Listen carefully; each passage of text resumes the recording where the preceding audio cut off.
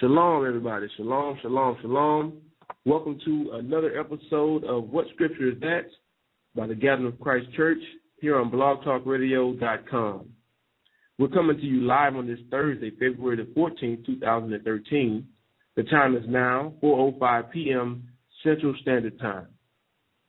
Hosting the show tonight will be Brother Zerai along with myself, Brother Rawchaa. Let me see if I can bring in Brother Zerai right quick. See how he's doing here. Brother Zerai, you there? Hey, shalom. I'm here. Can you hear me? Yes, I hear you. Am I coming through clearly? I don't know. Am I coming in clear? Yeah, you're coming through crystal clear. I hear you clearly, but I know normally I have issues with my mic. Is it working properly tonight? I tried something different. Yeah. You sounding good right now, so whatever you're doing, It must be working. Okay, well, praise the Most High for that. So that's a blessing. Tonight's show. I'm excited about tonight. Definitely, man. We got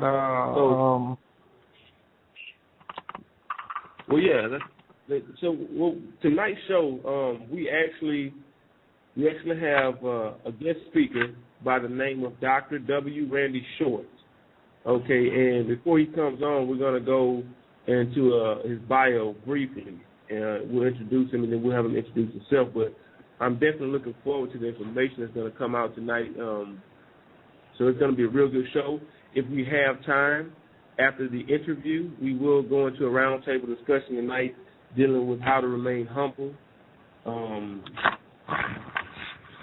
The knowledge and understanding, we come into this newfound knowledge and understanding. Knowledge puffed it up. So we want to address that. I know we've been trying to get to that particular topic for the last maybe 3 weeks. So we're going to get to it. Maybe not tonight, but hopefully. But, it depends on how the show goes. So I'm definitely looking forward to it. I don't think we're going to do the True Jew news tonight. Or did you have news in case we have time for it? Well, I mean, I have a few news, but I'm not sure if we'll be able to get into it either. Tonight, so I don't know. We'll see how it goes. We're the Most High leaders, man. That's what we're gonna do. So, right. Yeah, I don't think we're gonna have time to go into it. But like you said, we do. I know, Brother Randy Short, Dr. Randy Short, he did agree to an hour. Hopefully, he can give us dedicate more time. I know he was gonna try to, but he couldn't guarantee any more than an hour. So he's gonna come in about 22 minutes.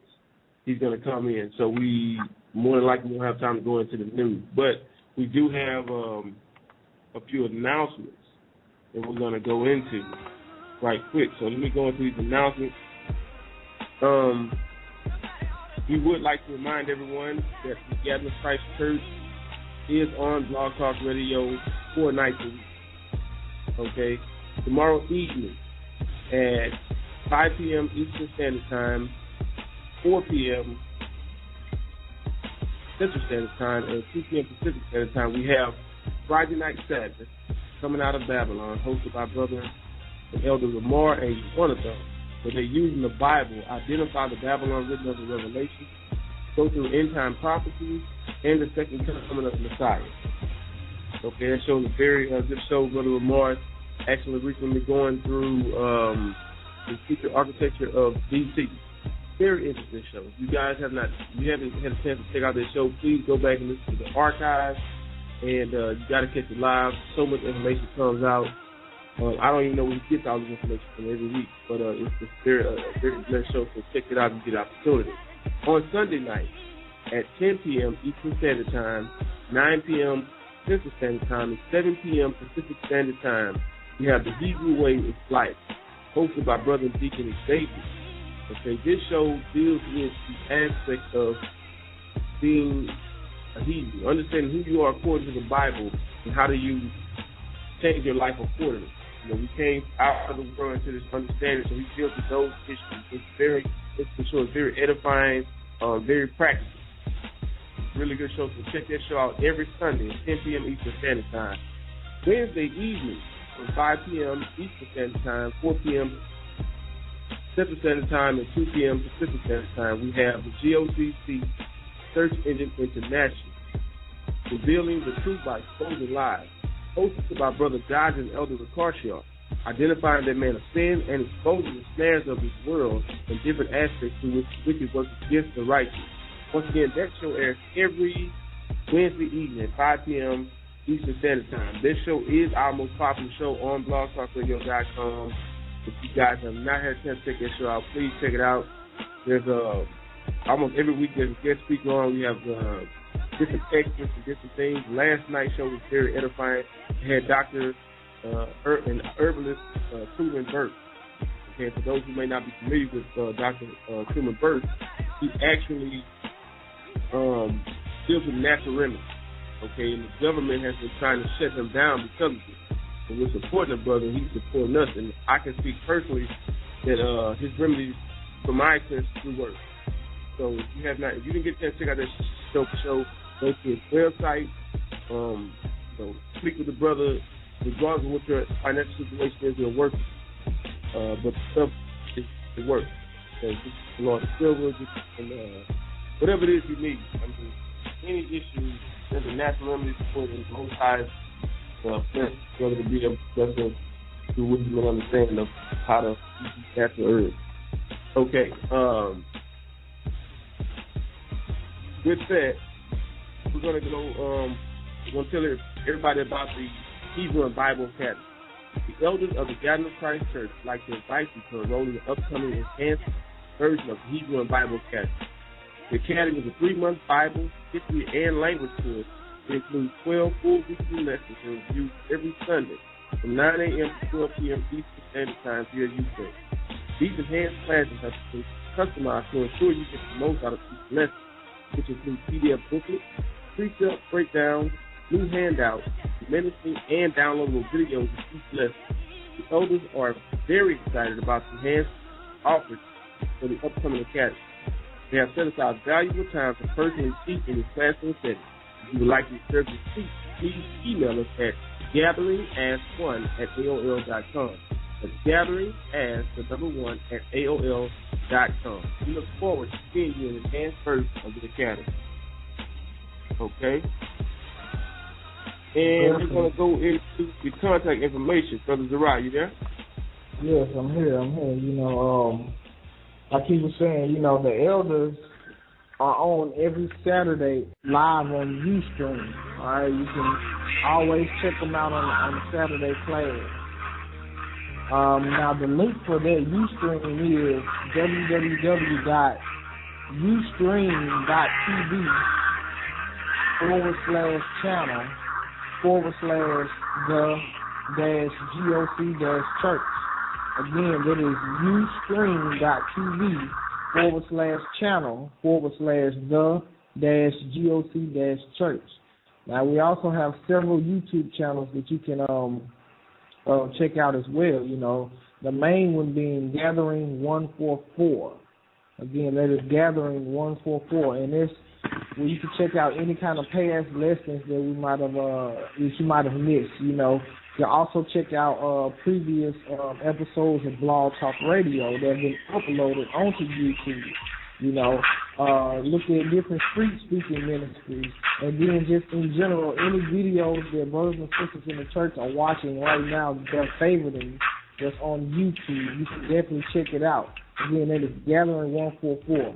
But the thing about it is, all of them are linked in together. So if you link in with Gathering 144, you will definitely be able to link in with GOCC Texas, GOC Memphis, GOC Atlanta, GOCC New York, California, just all different regions of the country, So be sure to just check that out, and you can link in with any of them on YouTube. You link in with one, we have a link to all the others.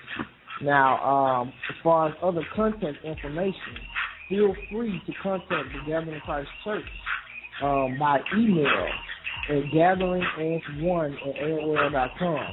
That's gatheringas1@aol.com. Or call 888-334-3330 and leave a detailed message.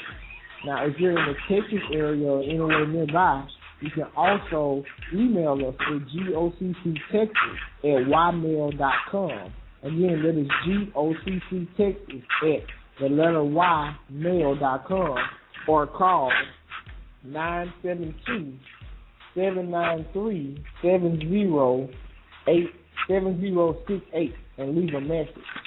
Now, as far as this show right here goes, every Thursday night, what scripture is that? We also have the email. If you have any kind of comments, questions, or concerns, anything dealing with the show, feel free to email us at what scripture is that at 123mail.org. Again, that is what scripture is that at the numbers 123 and the word mail. All right? And that is pretty much all of the contact information for the church as it stands right now. To end off these announcements, to the and go into the Lawya, and after we go into that, we'll be right back to move on with the next segment of the show, going into the interview. So stay tuned.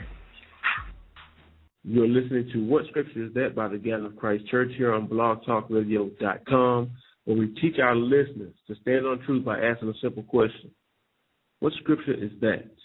For those of you who may be new, first time listening in, the name of the show is What Scripture Is That? We do like to go into scriptures, which you just got to listen to with the Ten Commandments. We think this is the core foundation of the scriptures of serving and loving the Most High higher, according to the Bible.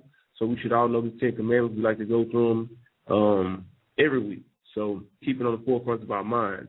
Right now, what we're going to do is go into an intro, some information about our guest speaker, Dr. W.RANDY Short. So we're going to play a quick promo, and then after that, when we come back, I'll read his bio, and then we will bring in Dr. W.RANDY Short. So here we go.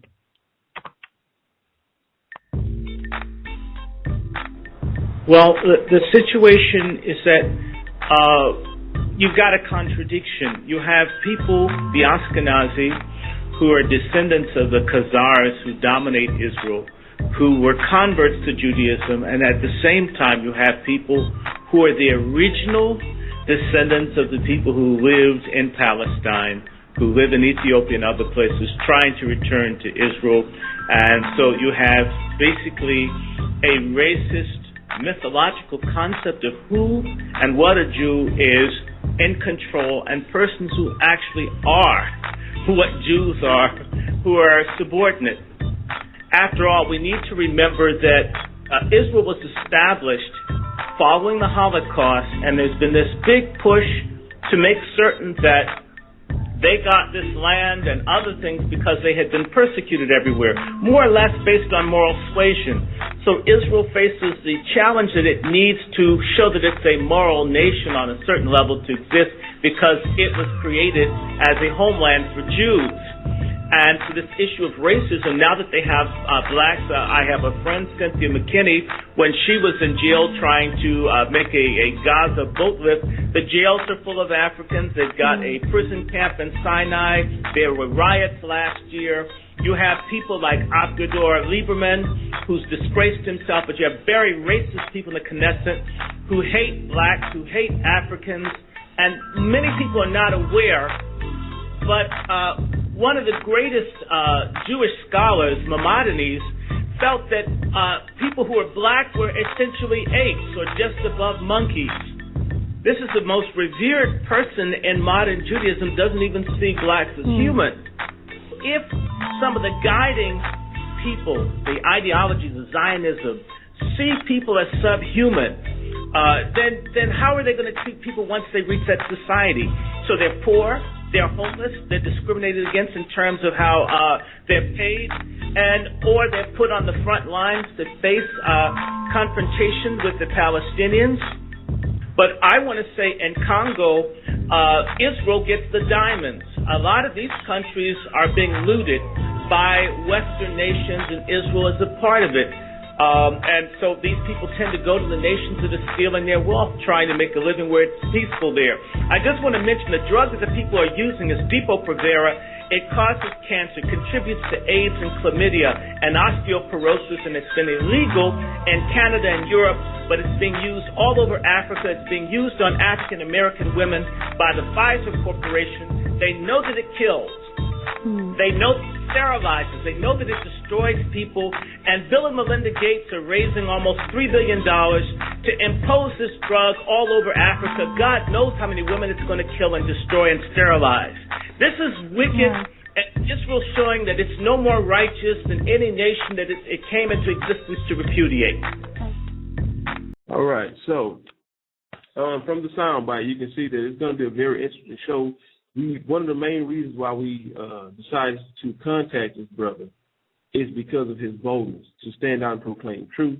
And it's almost evident from his tone that he has a real passion for his people. So I'm going to go through his bio here.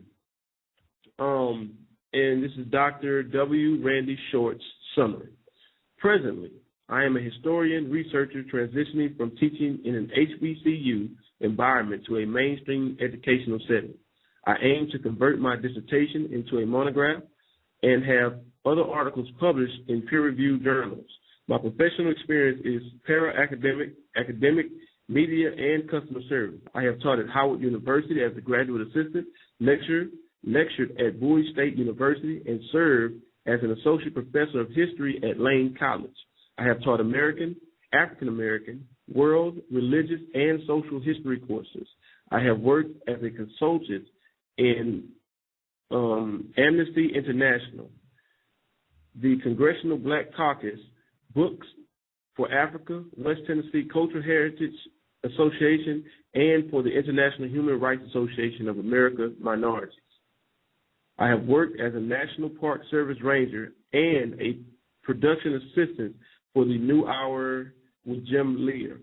Okay, one of my goals is to create an NGO development nonprofit that helps working and poor communities in the African Oceanic diasporas. Similarly, I would like to create an institution that promotes peace, development, justice, and social change in diasporan communities. Finally, to help create faith-based institutions that unite practical faith to solving social problems using innovative ideas and collaborative efforts between various trade communities. Specialties. I am an excellent writer, researcher, public speaker, and networker. My key area of expertise is applying social science information to social change matters. In particular, I build bridges between various communities in the African and Indian diasporas, working with people and organizations that promote justice and development. I have worked as a researcher on several national air documentaries. One of my hobbies is social satire and writing opinion piece. So you have seen this brother on Press TV several times. Okay. Let's see here. Okay. Believe you maybe have some issues, but so I'm definitely looking forward to it. I had an opportunity to speak with the brother the other day. Let's see here, what we got. Okay. Okay. I believe we may have some issues. So what we're going to do, because I think we have some issues getting the brother online. So let me bring in Brother Rawchaa. Shalom. Can you hear me? Okay, here you go. Yeah, I hear you now. How you doing, brother? I'm good, man. How are you? I'm doing all right. I bring in right quick. We can have a little quick conversation while we try to get Dr. Randy Shorts on the line here. The show last night, excellent show. Did you learn something last night? Dr. Truman. Yeah, Dr. Truman. Always get some new information from Dr. Truman, you know? Yeah, that was a really blessed show. I fell asleep during the broadcast, but the first thing in the morning I got up and I listened to the archive. Right. So, it was a real blessed show. I wish I could have had that opportunity to call in, but we were not able to. But the guest speaker tonight, were you able to do any research on Dr. Randy Short? You know, man, I've heard him speak before. When I played that promo last night, I figured out who it was. You know. Mm-hmm. Figured out who it was. And hopefully we'll be able to have a slow-mo sound on the search engine. Yeah, and next week you guys are gonna have you guys have a guest speaker coming on next week, correct? Yeah, we're looking to we do have one next week. Like I said, hopefully we could get Shlomo San to come on next week. Okay. And you know, pick up from where you leave off tonight. You know, should be a really good discussion tonight, man. You know, that's why I'm here. You know, I want to hear what's going on, what we're saying, and you know, it should be a really good show, man. Yes, sir. Yes, sir. So we got Elder Rawchaa on the line. Brother Rawchaa, you there? Hey, yeah, I'm here. Can you hear me? Yes, sir. I hear you loud and clear. All right. So we do have Dr. Randy in. He's calling in now. He's in the queue. So I guess we could go ahead and bring him in. All right. Oh, okay. So let's bring in. Okay, Shalom. Dr. Randy Short, are you there? Yes, I'm here. How you doing, brother? I'm all right. Every now and then I was working on something, and I worked on it just up until your call came through, and I got hit by something else. So while I'm talking to you, I'm going to be multitasking, researching on my little laptop here, because something hit me like I've been beaten over my head with the bat. So when we start talking, and in this interview, I guess you want to ask me why I see or have come to a certain point of inquiry. A lot of times it has nothing to do with it being laid out before me, but things that you run across that come into your life, and you have to deal with it. Or if you're true to yourself, you have to confront reality, even if you didn't know. And part of where our people are is when you're not free, there's a lot of stuff that you don't know. Wow. Holy Jesus, I'm looking at this, and I'm saying, oh, my God, this is something right now I just found, and I'm reeling. So forgive me. I've been blown away by some work I was doing for someone else around what's happening to our people that relates to why you called me, to show you how connected this can be. And hopefully you may be able to share some of that with us. Well, I'm going to share. Just go ahead. I'm sorry. Well, no, I gave a bio. I gave you a background brief, but can you kind of give us a brief, in-depth of your background as far as how your passion came about? You know, as far as to do this work to serve your community and your people. Because I told the audience that one of the things that made us want to bring you on the show is your boldness to stand on truth and declare it, despite what dangers may come with it. So what went into you being having a passion to bring out the information and wake your people up? Well, I would point it not so much to me, but point it to God. And not saying that I'm perfect or a saint or anything, but, God gives us all a purpose and a reason to be here. And I can certainly say to you that everybody here, everyone listening, is the result of a miracle, whether you are pushing a broom or working for a Department of Sanitation in New York or wherever, or if you're working in the White House. You wouldn't be here without God putting breath in your body and making your vital organs work. So all praise goes to God, because I certainly, it's a miracle that I'm here and that we're all listening. I'll just run it this way with you, and I'll try to go through it very quickly. Like I said, it's a miracle that I'm here. It's because so many things happen prior to me being born, and me even being born, and so forth. But My grandfather escaped the lynching in the 30s. My great-grandfather, and that's in North Carolina, another great-grandfather escaped the lynching in Georgia in the 20s. So, you know, can you imagine that? A lot of us have no idea if we go into our past how fortunate we are to be here. But if I were to make it simple, my father and mother are both ministers. My father's deceased. He passed in September 2011. But they really wanted to serve God and help the people. And I grew up on George Washington's plantation outside of Washington, D.C. This is true, except this was land that George Washington had given to his son that nobody talked to acknowledge exists, and somehow white folks managed to take that property. Steadily, they've taken the property away from George Washington's descendants. It's an area called Gum Springs. And I grew up, unfortunately, in the predominantly white area. And so things that I was exposed to that were quite strange was just dealing with people who really hated black people. I mean, my head spins. No matter what I've learned about other people, I just don't walk around feeling hatred towards people just because they're different. I may not want to be around them, but I wouldn't want to hurt or plot people being harmed.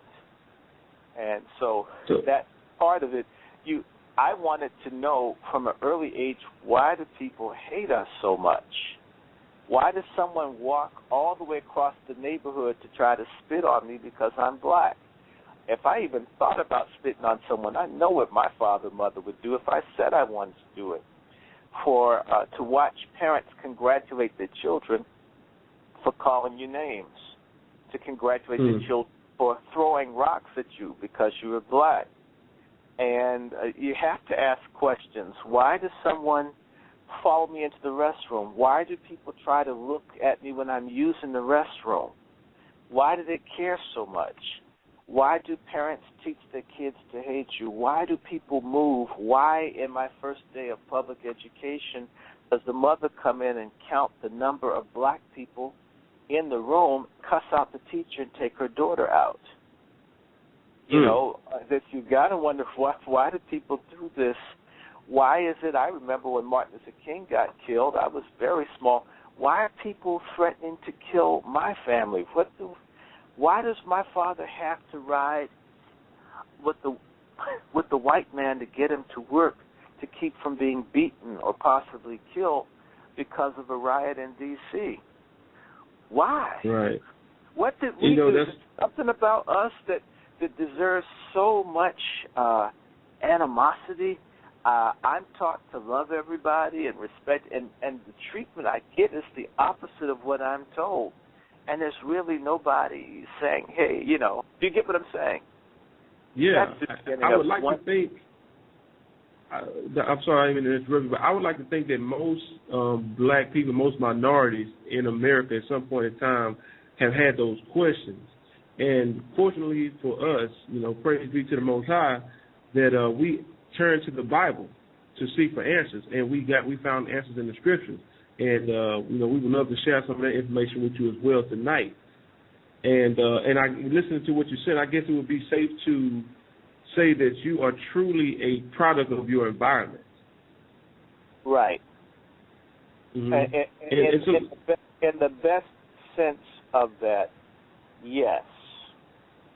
So let me ask you one question, Dr. Shorts, and I'm gonna turn it over to Brother and Elder Rawchaa.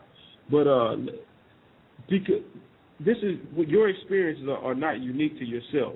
So many of our brothers and our elders have been through these things. So let me ask you, what do you think the difference is between yourself, or what allows you to get to the point you are, opposed to so many of our other brothers that didn't or don't, either they didn't or they don't have the same passion, do the same work, and put forth the same effort to liberate and wake up our people based on coming from the same background. You know, what was different in your life? What took place? What allowed you to do things that you're doing today, opposed to another brother who may be on drugs, who may be dead, who may be working a 9 to 5 or in prison? I I told you, if anybody even takes the time to pick up the Bible and go to Luke 4:18 and 19, or look at Isaiah 61, and they say they know anything about Jesus, the first thing Jesus said his work was to help the oppressed, to set the slaves free, to pronounce a year of liberty for folks who are being mistreated. So I don't know.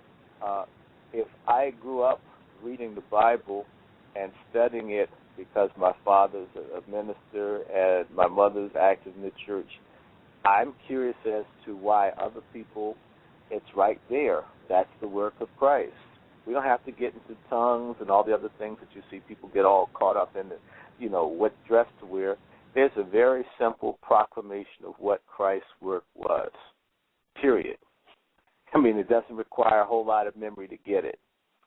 I actually think the difference would be that my parents genuinely wanted to, at least on a certain level, do what's right by God. There was some sense of awareness that black people were going through things, and when we would have problems, my brother and I, in school, my parents began to buy books about black history and all this stuff for us to read, because I can tell you I went to a predominantly white school, and we were told, we were taught Confederate history.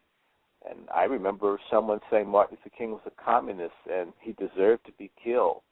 This is from teachers. Well, if my parents don't have a counter to that, and if I don't know any better, then I'm going to basically suck up the poison that the school's pushing, So my parents had at least a sense to understand we're the only black family in the community, that if they didn't do something to help us figure out what was going on, we were going to be lost. So I would say my parents at least doing that. And then the other thing is, I can say to you, I can't stand people that are unfair. I don't like racism. I was born this way. I didn't like the doctor who my parents had touching me when I was a baby. Ask my mom.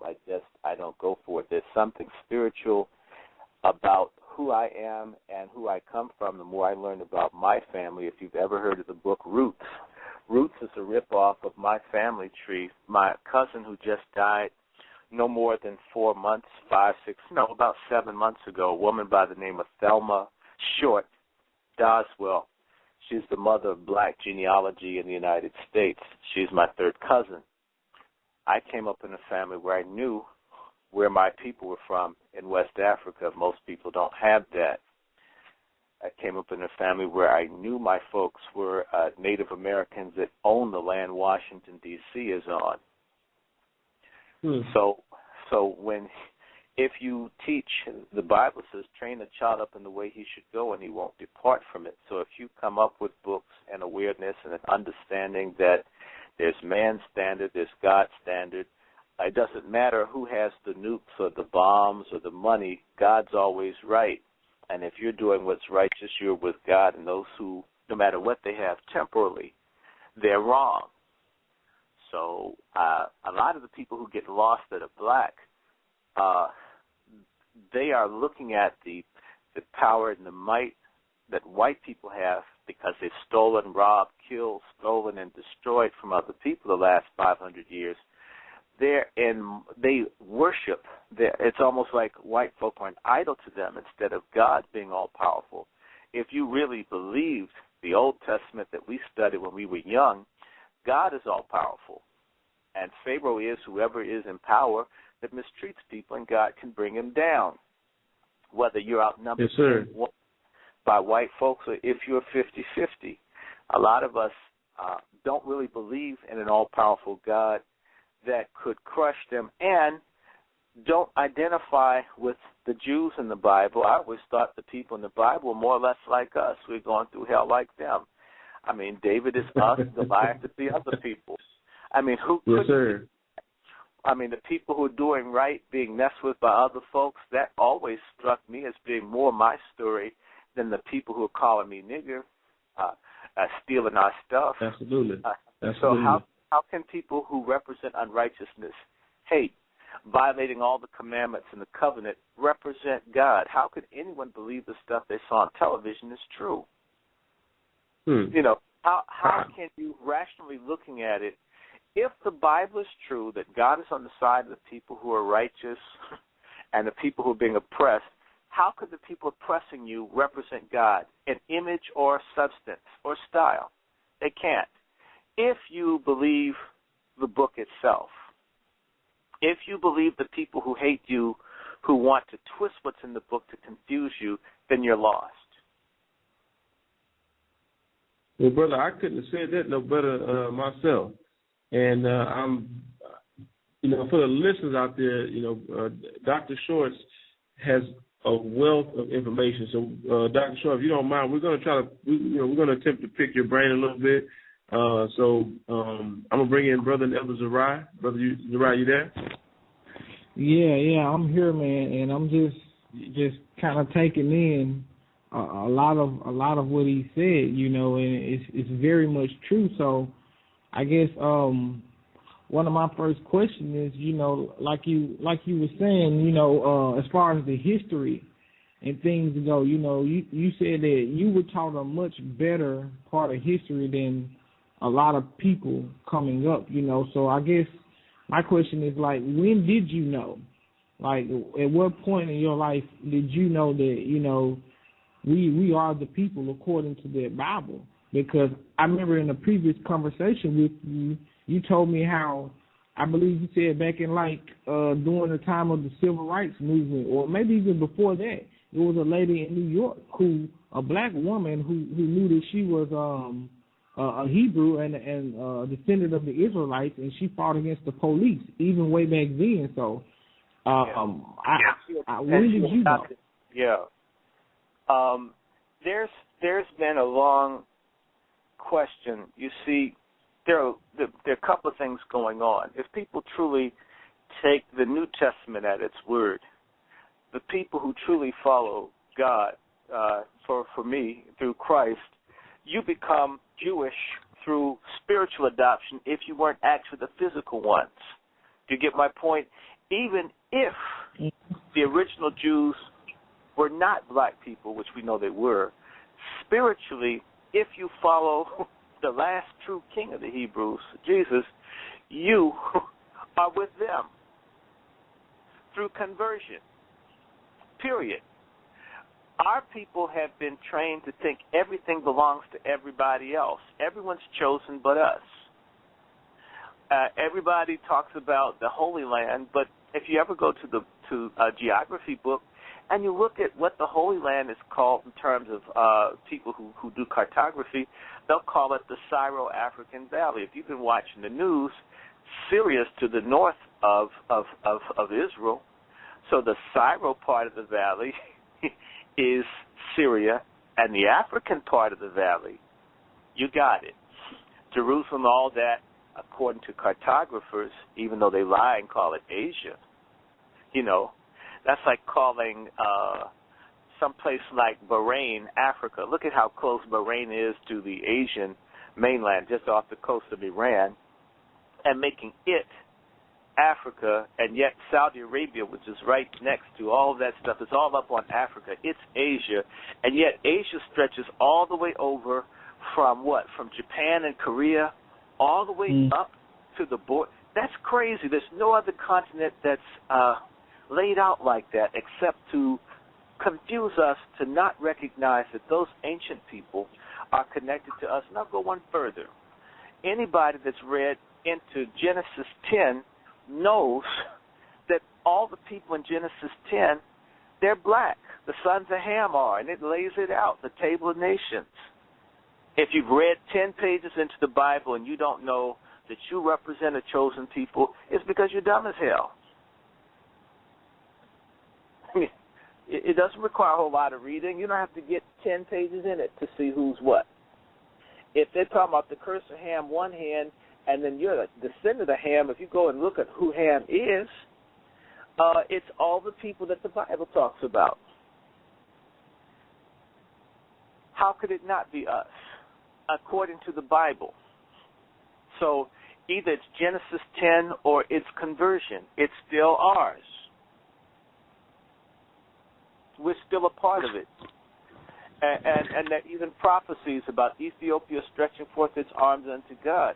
I mean, there are even prophecies that we're going to get it together, that we're going to get into some mess and we'll get ourselves straight. It's there, whether you call yourself a black Hebrew or you call yourself a true Christian, if you're really looking at it. And if you look at the false people that it talks about in Revelations 21 and 8, it's definitely not talking about us.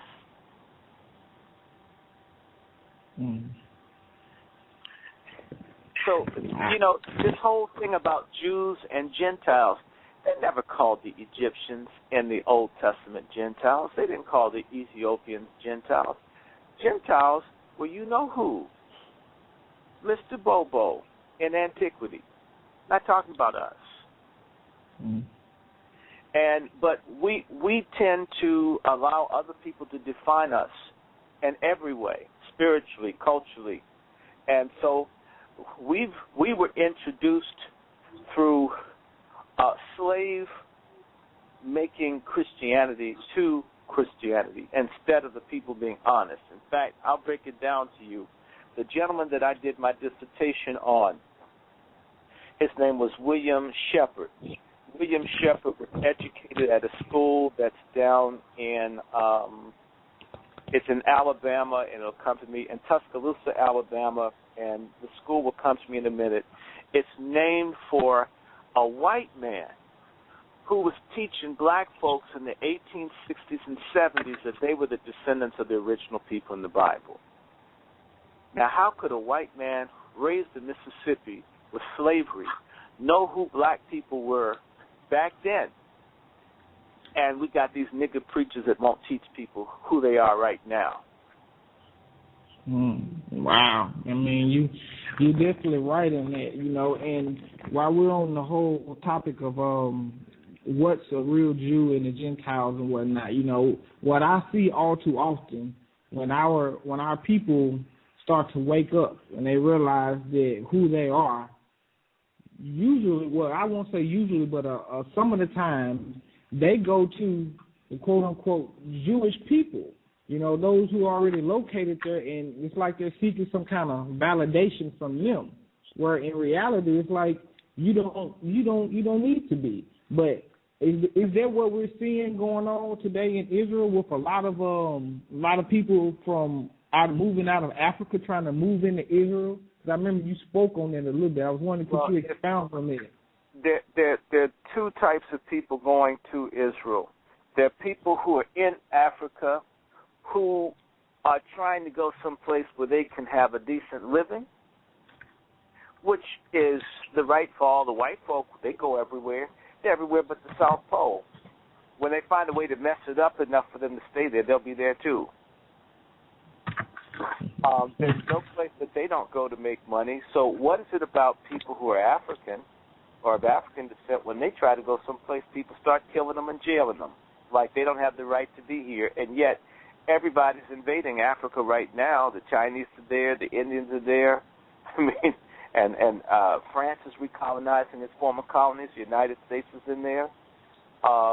Everyone's trying to take what we have and don't want to share any of what they've got. So some people from Sudan, who, in particular South Sudan, who've had a whole lot of real racist Peckerwood missionaries go over there and confuse them. I know the stuff because I've worked with the community. I was with Amnesty International, a very strange organization. We'll get into that in another conversation. And the Sudanese there, the way that the people wanted to control Sudan was to have the northern half, where the people are more into the Muslim Arabic culture, be divided from the people in the southern half by sending all kinds of white Christian missionary groups in to divide up the people based on their different denominations. And these people just worship the ground that everything white comes on. So Israel is the closest white place they can get to, and they go. All right, so that's for Sudan. For other people, it's got a good economy. They're decent jobs. People are starving in Africa. not because Africa can't produce enough food, but because of certain games that are going on. We've got, throughout our history, we've had people who are enemies of the larger group that want to get something for themselves as individuals, and they cooperate with the people who oppress us. I mean, there's no reason in the world, if Africans have been able to feed themselves for millions of years, all of a sudden white folks start showing up, and all of a sudden we can't do basic things. We can't have sewers. We can't have clean water. We can't have basic food. All of this occurs with the appearance of these people. We had civilizations before folks even were able to walk out of Africa to even get to Europe. Folks were building things in Africa. That's just a fact. And they just found some huge city. They just found some pyramids in Sudan. And they found some stuff in Somalia a couple of days ago. We've had civilizations before the other people got started. But when people's minds are confused, then they would take it as, you know, right now, white folk are the flavor of the month. So those Africans, if you've been all over Africa, you'll meet a lot of Africans who will try to tell you America's perfect. They'll get angry if you tell them they're hungry people in America. They'll get angry if you tell them that people go to jail in America because they're worshiping a false idol. And what they know about America comes through Zionist television or fake lying Hollywood or fake missionaries or fake people who go over there that misrepresent, or that Voice of America, which is toxic. I work there too.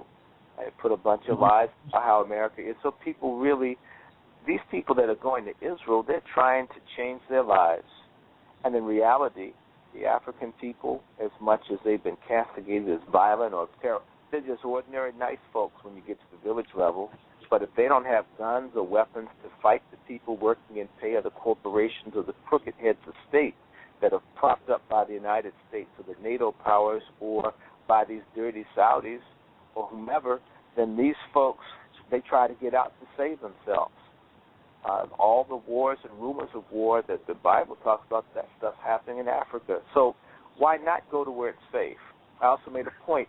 Israel's one of the countries that's exploiting Africa. They're getting the diamonds and the coltan.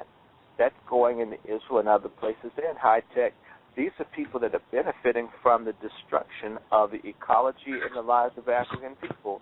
It is the same way that Africans are coming to the United States and trying to get to Europe. They're trying to get to places where they can have a better standard of living and live in peace. And it's no different from people from South and Central America that come to the United States to escape the insurgencies and the so-called pacification programs in places like Colombia and in Honduras, where these things have gone on for decades. The people come here. They may not want to leave, but what do you do if you've got folks that come through and rape and kill people? So that's one group. Now, you also have people who are genuinely, who are more Jewish than anybody else. We were talking about the Lemba people in South Africa, but there are other people interspersed all over Africa that have a relationship to ancient Israel. A lot of people ignore the fact that during the Exodus, some of the people did not leave and go over to so-called Palestine. Some of them went down the Nile Valley further into Africa, and anyone that knows anything about Africa and African civilization knows that essentially the Sahel that separates the land, that's the strip that divides the Sahara Desert from the savanna and then the tropical grassland and the mangrove part of West Africa, that the savannas, people walked across the Sahel populating all parts of Africa, meaning that some of those people that were the original Jews were part of the other Africans that moved all around, because on my family, I am Fulani, House of Fulani on one side, and a lot of the Fulanis are descendants of Jews. So why? We've got different African people that have a connection because they were in Egypt, they were in Sudan. The people in Africa have always moved around because of erratic climate changes. Everybody knows every now and then you'll hear about a drought in Africa. How do you know that drought's going to come? You don't.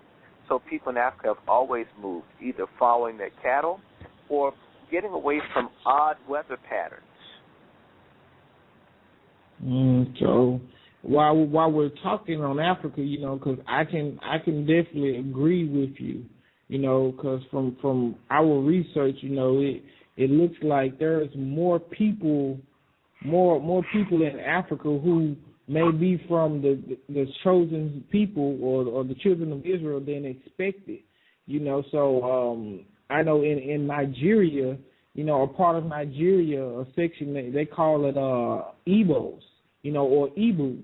Matter of fact, and Igbo is really short for Hebrew, you know. So these people also settled there, and they carried a lot of their culture and their customs with them along the way, and a lot of it still exists there to this day, you know. But I guess my next question is, you know, do you believe that this is part of the reason we're seeing this big campaign for eugenics in Africa like we always have? And I know you spoke on about with Bill Gates and his wife, how they're raising up all this money for this drug that kills, this Depo-Provera, you know. And I kind of want you to go into that, because that not only is affecting the people in Africa, but even our brothers and sisters, the so-called African Americans and the other minorities in the United States as well. So could you kind of expound on that?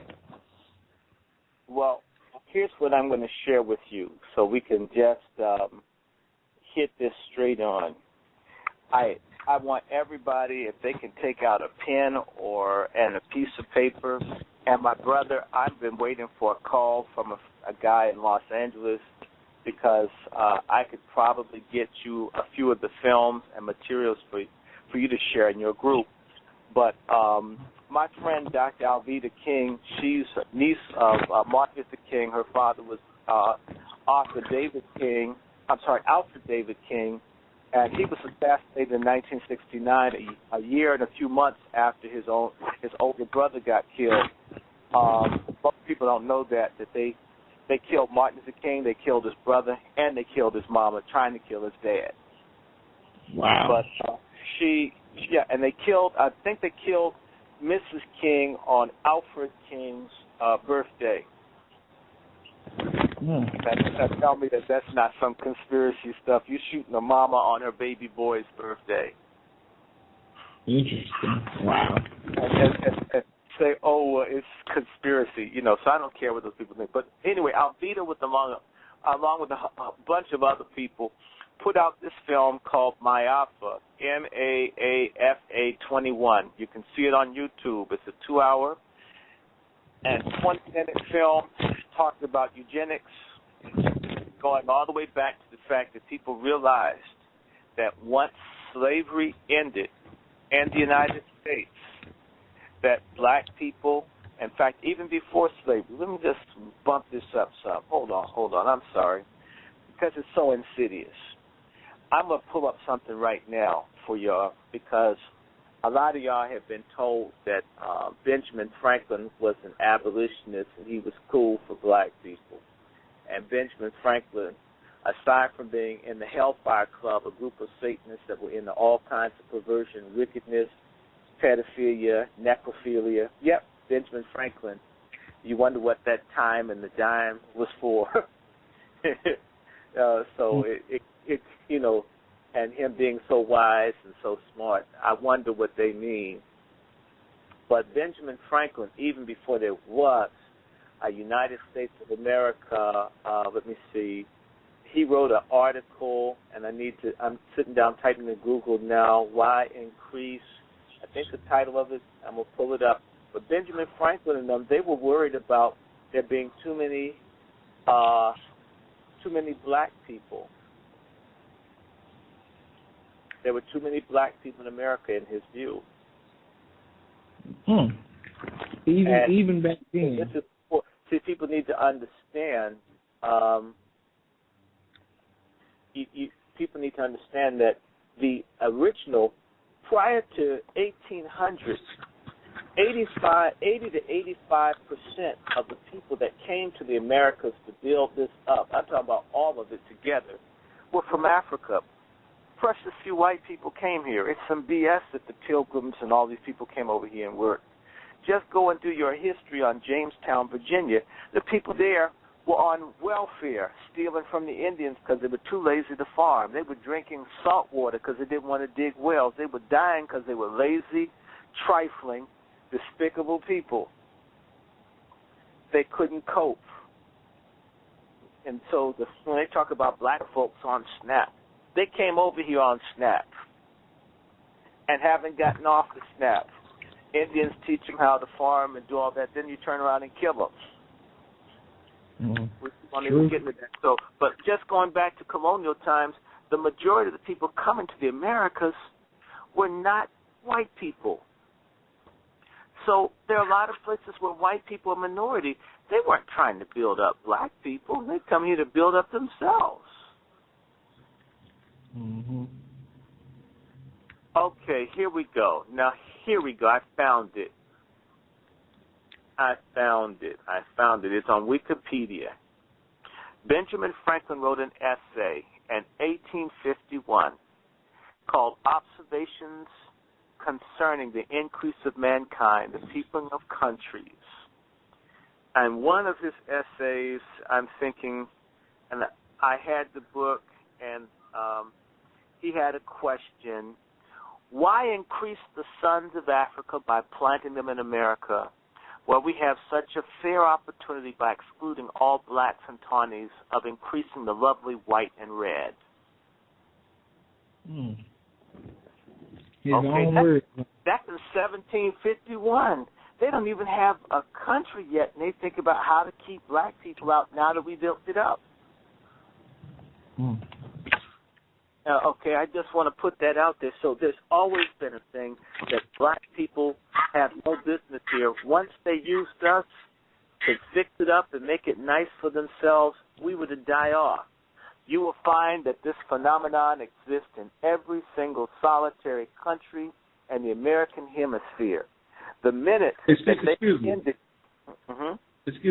Dr. Shaw, I'm sorry to interrupt. This is Brother Rawchaa. Right quick, did you say when you were reading that paper by Benjamin Franklin, he said that they wanted to, he said the white and the red?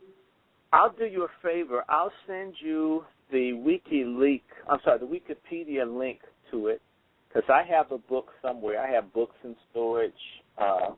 One day I'm going to have all my books in my library, but I'll read it to you again. It says, why increase the sons of Africa by planting them in America, where we have so fair an opportunity by excluding all blacks and tawnies of increasing the lovely white and red? Okay. The white and red. And my other question, you may can shed some light on this, something right along the same lines. I was in Houston, Texas, and we were on the street preaching. And there was a white guy who came over, he was listening, and he decided to share with us some information. And what he told us was, in a nutshell, that Abraham Lincoln did not free the slaves. Actually, Abraham Lincoln had a plan to send all the slaves back to Africa, and this is why they killed him, because he was going to mess up their, basically the stock market, because the stock market was built on free slave labor, and if you get rid of all the slaves, you destroy the stock market. So can you know if that's true or not?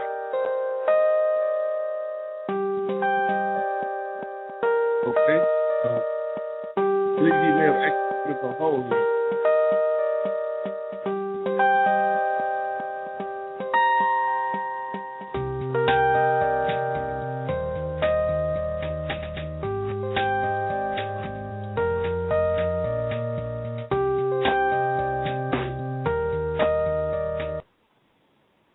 Okay. Dr. Short, you there? Yes, I'm here. Yeah, sorry about that. I don't know what happened right there. So I'm sorry. You were saying as far as do you have any understanding on if that's true or not? With Abraham Lincoln was trying to ship all the slaves back to Africa. Well, Abraham Lincoln's not the only person. This is why I said if we start talking about eugenics, I mentioned Benjamin Franklin as the initial point. The next point I was going to make is that the Constitution of the United States was not ratified until people agreed that they wouldn't import any more black people after 1808. This was in 1787. So people had exactly 20 years to bring black people in the country, and then they were supposed to cut it off. So there's always the thing that there were too many black people in the country from the point that before it started to when it started, and had a government that black people were a problem. Part of our initial constitution about having militias for people to have guns is for killing black people. Now, let's just jump forward and go a little further into the period. Once you had the situation that you have the United States of America, where people had, like in the North, where slavery wasn't as strong outside of New York and some larger cities, people didn't mind ending slavery, but they did have a system of apartheid in the North. And black folks were limited from jobs, and they had to pay bonds to be places. And black folks died in high numbers of diseases and everything else. And they expected black folks more or less to die off. If you make it really hard for them and they can't advance, their numbers won't grow. And along with, in the early Republic period, they began to talk about sending black people back to Africa. It's something that happened. In fact, the Star-Spangled Banner, written by a racist by the name of Francis Scott Key, who borrowed part of what was being produced at Princeton University. They were teaching that black people were naturally inferior, they were terrible, they were degenerate, they would have too many children, they would overtake white people. Something had to be done about black folks. In particular, they claimed that free black people had a birth rate so high that by 1920, blacks would outnumber whites and we'd have a terrible race war in the country. This is in the 1800s. It's like 1810. People were worried about the black population rate. The free blacks. Not the poor ones, not the slave ones, but anybody black that wasn't a slave they didn't want here. So you got the American Colonization Society, which got a real big impetus after the War of 1812. What most people are not taught is that during the War of 1812, the British were successfully able to get at least a good 1,000 to 2,000 blacks to join the British military. And they defeated the United States Army at a city called Bladensburg, right outside of Washington, D.C. The whites saw black soldiers in uniforms with guns, and they ran. And it's the black soldiers that played a key role in burning Washington, D.C. to the ground on August 23rd, 24th, and 1814. It'll be the bicentennial next year. And by the way, the Star-Spangled Banner, written by that same racist Francis Scott Key, go down to the third stanza. Everybody go to Google, look up the Star-Spangled Banner. And most people think the Star-Spangled Banner is just one stanza. It's actually four. The third stanza talks about killing black people. That's a national song that we get all fired up when people sing it. So killing us off is always in people's mind, that there are too many of them. Once the War of 1812 ended, the American Colonization Society was established about 1816, or 1814, 1815, 1816, that point, one of those 3 years, and they began sending black folks to Liberia. And remember, the Americans followed the British model. The British had a guy named Mansfield.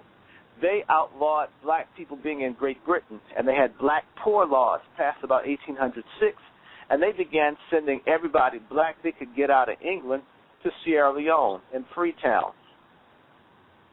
So we're coming up on the bicentennial of sending people back to Africa. But what happened, black people here resisted that.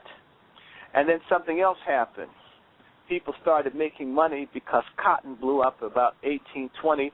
Once whoever black invented the cotton gin who had it stolen from him by that guy named Eli Whitney, okay, and cotton became America's most important export. It's what made America profitable as a society. We have to remember one other thing. If you want to talk about why they want to send people back to Africa, from 1730 to about 1858, black people in Florida, parts of Georgia, also at certain points South Carolina and Alabama, fought a war with the United States in which they won for most of that period. Some people call them the Seminole Wars, but if you get a book called The Legacy of Landing, written by Dr. Cly, K-L-Y, you'll find that the United States was being bankrupted by a guerrilla war that they could not win against black people who didn't want to be slaves. I'm a proud descendant of people from that group through my grandmother's family. So the United States would want black people kicked out. I mean, the country's going bankrupt. Not to mention, during the American Revolution, most people aren't aware, as many as 80,000 black people escaped the United States, either running to Mexico, Canada, or going with the British to other places. And as many as 100,000 ran away. Understand that. If you only have 2.5 million people, 100,000 people moving is a lot of black folks moving even now. Imagine what it would have meant 230 years ago. Are y'all following me? So there's never been an easy period for them managing us. And around the time of the American Revolution, black folks were somewhere between 20 to 30% of the population, and it could be as high as 30 depending on where you are, but on an average about 20% of the population of British colonial America was African. So understand that that's a real problem. We've always been a problem, and once the Civil War was fought, the Civil War, if you go and look now, they always tell you, they give you a low count, but they have found that the Civil War cost over 1 million lives. The 600,000 figure that you heard is wrong. In addition to that, what many people don't know is up to 500,000 black folks were under arms during the Civil War period. That's a lot of people with guns, black. You have to understand, that frightened the hell out of people. And there were many. The American Colonization Society, which was started in about 1815, 1816, they tried to get blacks to Liberia. That didn't really work. Some went, some didn't want to go. A lot of blacks fought it. There were efforts to get blacks to go to Hawaii, Brazil, the Philippines, the Dominican Republic, Honduras, Congo. You'd be amazed. There were all kinds of places they would try anything to get us out of here. But the interesting thing is nobody wanted to really invest the necessary money for that to happen, and nobody necessarily wanted a huge number of people, in particular black at that point, brought in. So people, if you're not going to export them and you can't kick them out, then you got to kill them slowly. And around the same time that Frederick Douglass, Sojourner Truth, Alexander Crummell, Henry Highland Garnett, Blyden, all these other great black folks that were abolitionists and others were able to embarrass and defeat the pro-slavery thought of racist white folks. The person that comes along is Charles Darwin. And, of course, he has a cousin, Francis Galton. And when they can no longer use the Bible because folks could read and argue that they were who God said they were, then these people went into science to say that some people were not human. And part of the foundation of denying the humanity of black people, there's a guy, a Jewish guy, by the name of Moses Maimonides, who has a book called The Guide for the Oppressed, where Maimonides argues that black folks are subhuman. And he may have gotten some of his ideas from the Babylonian Talmud, where blacks were depicted as being cursed by God because Ham was supposed to have either had anal sex with his father Noah or castrated him, something despicable that he did. And that's why people are black and ugly. And that's why we have big genitalia and our hair is nappy and all that kind of stuff is due to Ham's curse. It's nowhere in the Bible. In fact, a lot of people who are silly, they keep hearing the curse of Ham. They don't find it in the Bible and say, well, it's not there, without saying, well, where did this come from? If it's not in the Bible, who wrote it? And most of our folks are very limited. We think that for these Khazars, the people in Khazaria, the people from Central Asia, who converted to Judaism in the 7th, 8th century, who are converts to Judaism, where you get the Ashkenazi Jews from, we tend to think that they're into the Old Testament, when Jews have the Kabbalah, they've got the Midrash, they've got the Talmud. If you even halfway look at what the Talmud says about non-Jewish people, or about when you can have sex with a child, or what it says about Jesus, you would be confused. But most of our people don't even look at the Talmud. We've been led again by ignorant nigger preachers who need their validation from these Khazars, who call themselves Jews. And we want to be close to Jesus as a white person, because a lot of folks, if they even thought Jesus was black, the ancient Jews were black, they'd stop being Christians. You're definitely right on that. And I'm sorry, I stepped away from this eugenics thing, but it's all interconnected. So this idea of black subhumanity comes straight out of fake Judaism. Okay, there's a gentleman who just died. His name is Dr. Tony Martin. Go look him up. The Nation of Islam, and there are other people. There's a guy named Kornblum, who's Jewish, who talks about the role of European Jewry and enslaving and mistreating black folks. I don't know. We could do this for hours. Maybe I'll come to that issue, blacks and Jews, later. Let me stay on eugenics real fast. Science became the new weapon to justify black people not being free and being treated poorly. And, of course, Darwin's concept of survival of the fittest, of course, the fittest means white people, which means the other people to die off. You'll find that Darwin's theory was applied. It's called social Darwinism. And it's not just the United States. Every country in the Americas that had enslaved African people had a policy of bringing over white immigrants to bleach out its non-white population. Brazil, Argentina. Brazil's population to this day is largely black, but its immigration policy would not allow black people to go to Brazil. I went to Australia in 1980. It took us several months to get a visa because Australia then had a white Australia-only policy. Even for visitors, it was hard to visit Australia if you weren't white. We're not talking about staying, visit. So, these countries that these people went and took over from the Indians and enslaved Africans, they didn't want us to grow strong. They want us to die off. That was the whole theory. So Puerto Rico, all these places where you had Africans enslaved, Cuba, if they did not have an immigration policy to bring in white people, they did everything they could to starve their black populations out. In the case of Argentina, the population of Argentina at a certain point was 25% black. If you go to Argentina now, there are very, very, very few black people. They put them in the worst housing. The men were often pressed to be in the army so they could die, be killed. Sound familiar? All blacks in the military. It's a good job. There's no racism in the military. I think bullets are very racist. Bombs, too. So it's America. It's everywhere. And then you've got Francis Galton, who comes up with eugenics.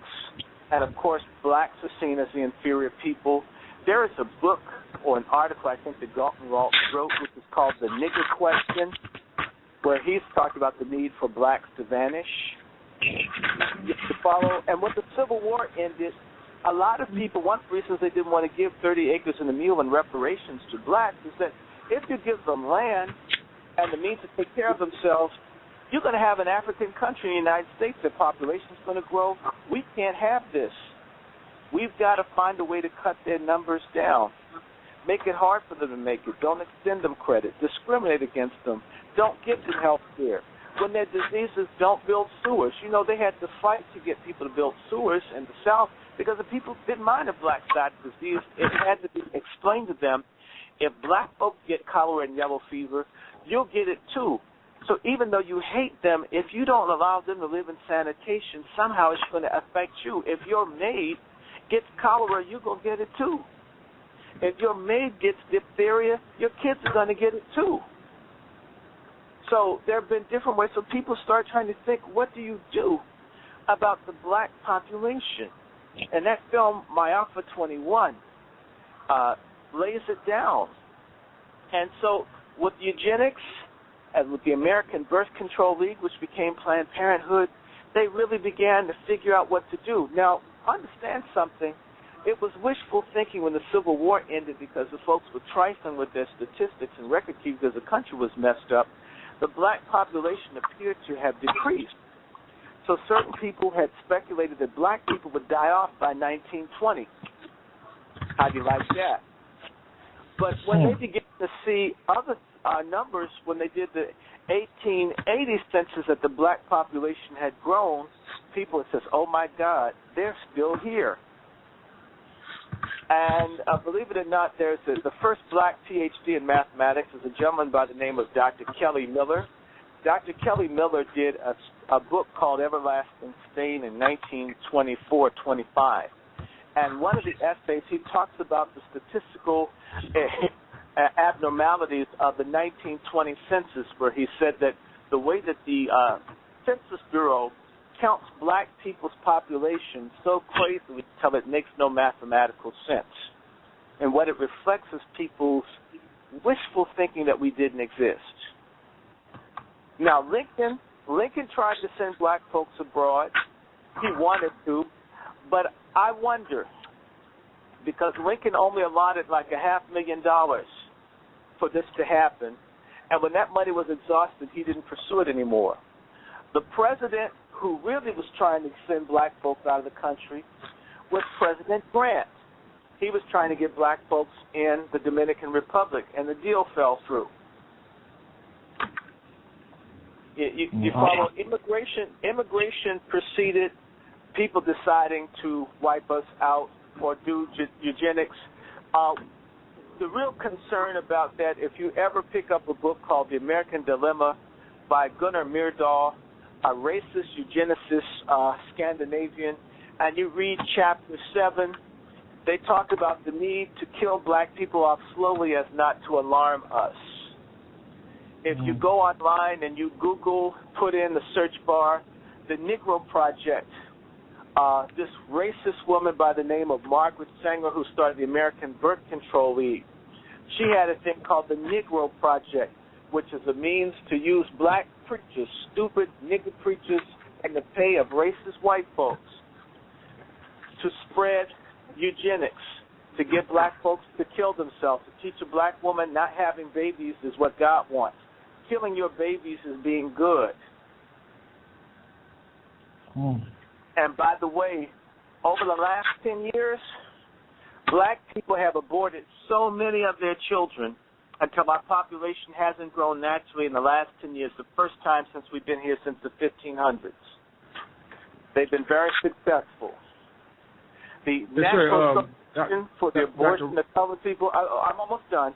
Almost every black organization that you respect in this country supports the elimination of black people because it gets money from Planned Parenthood and or corporations that want black people to be dramatically reduced in this country's population. Wow.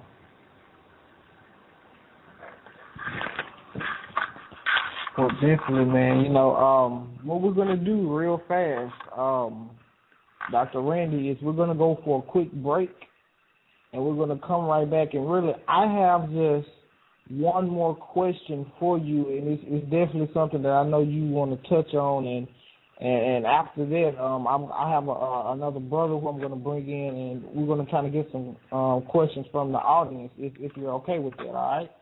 It's fine. It's fine. Look in your email. I'm going to try to send you this document. Did you get the Depo-Provera document?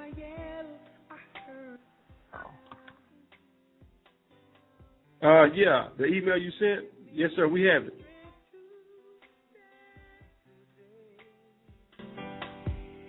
With my eyes towards the east, show me the way to Zion. I'm on my knees, stay in my life.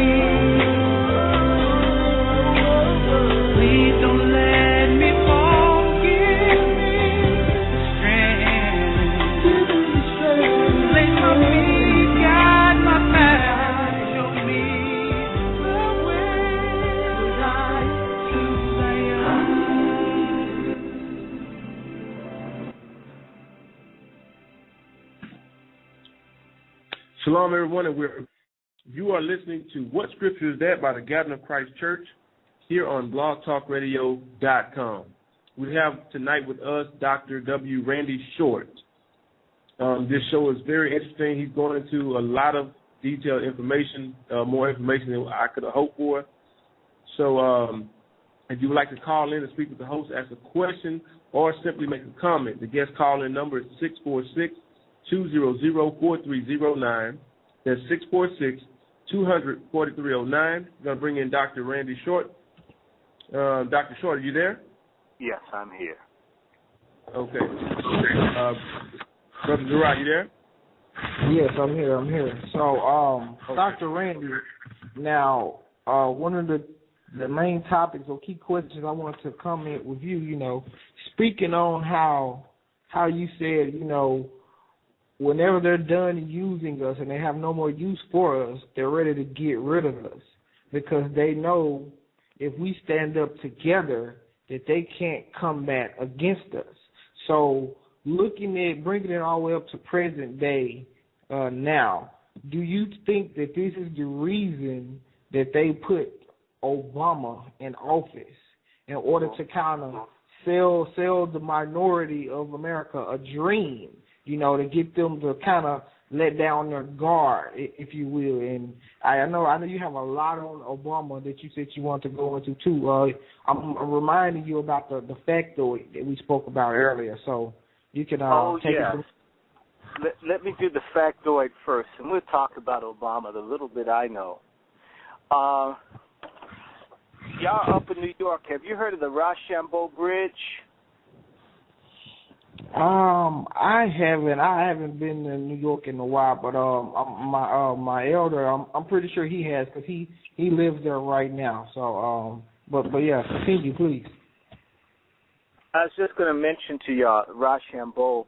Rochambeau was the French admiral that helped trap the British forces and prevent the British Navy from rescuing the soldiers of General Cornwallis at Yorktown back in 1781.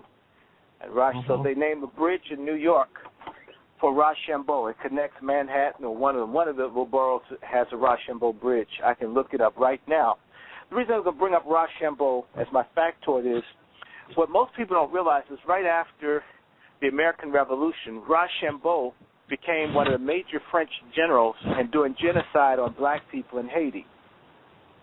Whoa. During the Haitian Revolution. So when you write, now, here's what I'm going to tell you about Rochambeau that's really cute. Rochambeau was able to convince the mulattoes, the half-breeds, the Obamas, to fight against the black Haitians because they'd get a better deal. So there were several men, prominent mulattoes in Haiti, who decided to go against Toussaint Louverture and Jean-Jacques Dessalines and the other black Jacobins in Haiti. And what was very interesting was that Rochambeau had a party. I think it was a Christmas party or a Valentine's Day party, one of the two, for the wives of all the mulattoes who were fighting against the freedom of black people for the French. And he told all the wives there, I have a special gift for each of you in the room. Go and get it. It has your name on it.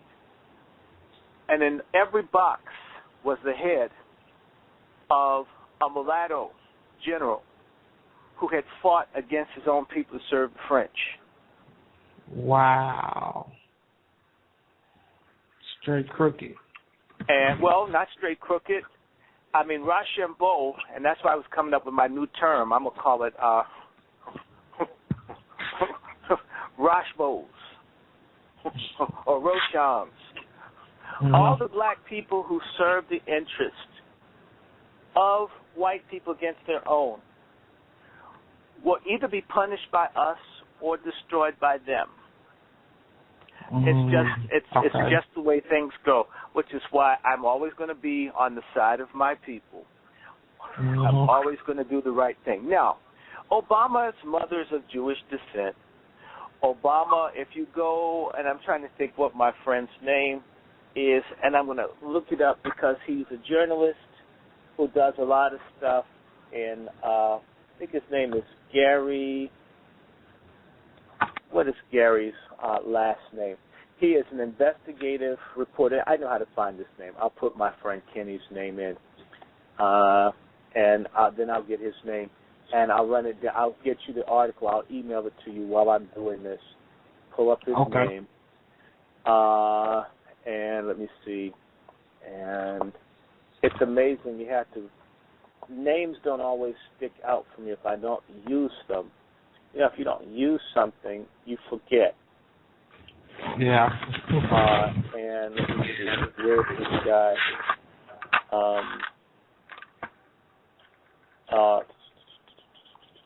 I'm looking for this man's name, and I wish, but I'll stick with it. There's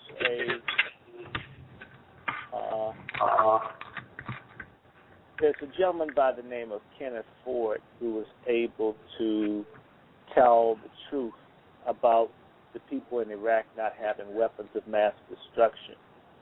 And one of the people who exposed the fact that the government had framed him, he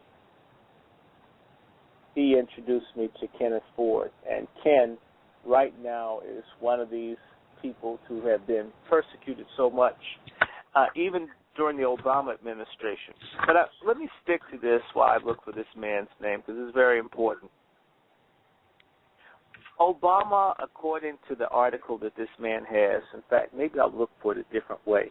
I wish I had. I'm bad with names sometimes. Pray for me. But Obama's mother is alleged to have been a CIA asset, as was his grandmother, according to this man's research.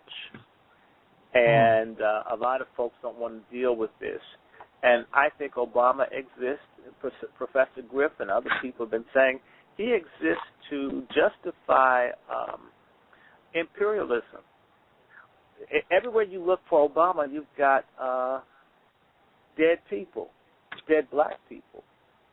Here it is. I found it. It's in Rents. And now I can tell you the man's name. Then they'll come together. No, that's Frank Black. I don't want Frank Black. I want another name. But if you start to look at Obama, you look at all the countries in Africa being invaded. Mm-hmm. If you start looking at that, you'll realize that something is really, really, really wrong. You look at everywhere. Haiti, remember the earthquake happened in Haiti? Mm-hmm. Remember Obama kept the other countries from sending aid in? There were critical hours in which lives could have been saved. Earth-moving equipment could have been brought in. And yet Obama didn't let them in. There's no particular reason. Just stopped it. Every time there's something black and it's Obama, he doesn't do anything. And people should notice that when the girl got shot in Chicago, people in the streets begging for him to come. The president that does everything he can. And I want to remind people, you know, I'm not boasting. I'm one of these broke people that went to Harvard. I went the same 3 years as he. I ran across him the first time in '88, and he was giving a speech to the Federalist Society denouncing black people to the applause of white folks. And that was the first time I saw him. I thought to bust up the meeting, but I says, nah, I can't do this. It's just me.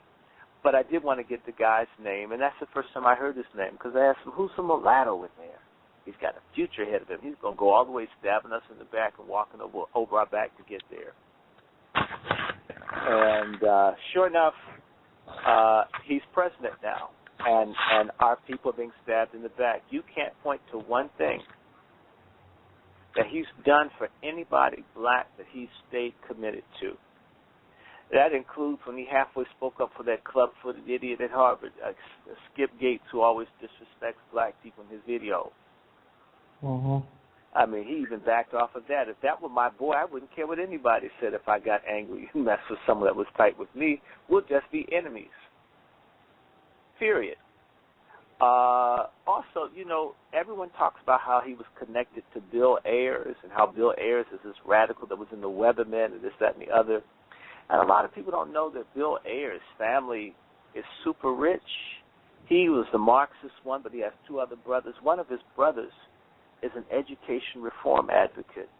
He's the one spearheading the destruction of public schools across the country. He's the one that introduced Obama to what's this guy's name? Arne Duncan. I mean, you know, everywhere you look for Obama, there was a guy, I think, I'm forgetting his name, is Eli Jones, who was Obama's mentor in the Senate in Illinois. He's stabbed in the back. Jeremiah Wright stabbed in the back. If you were watching the State of the Union address, Obama hugged and touched on everybody except for Eric Holder. Name somebody black except for that guy Reggie Love that you see Obama being close to. By the way, remember he had that personal attendant, Reggie Love? My same friend, and I'm trying to think why this man's name will not come to me, and I need it. There's some other things. Have you ever heard the story of the man who claimed that he had a gay relationship with Obama? And I'm not out crusading against people's sexuality. I could care less. But yeah. I'm familiar with that story. Well, I mean, and it's what you don't know is that guy. Now that name I can remember, Larry Sinclair.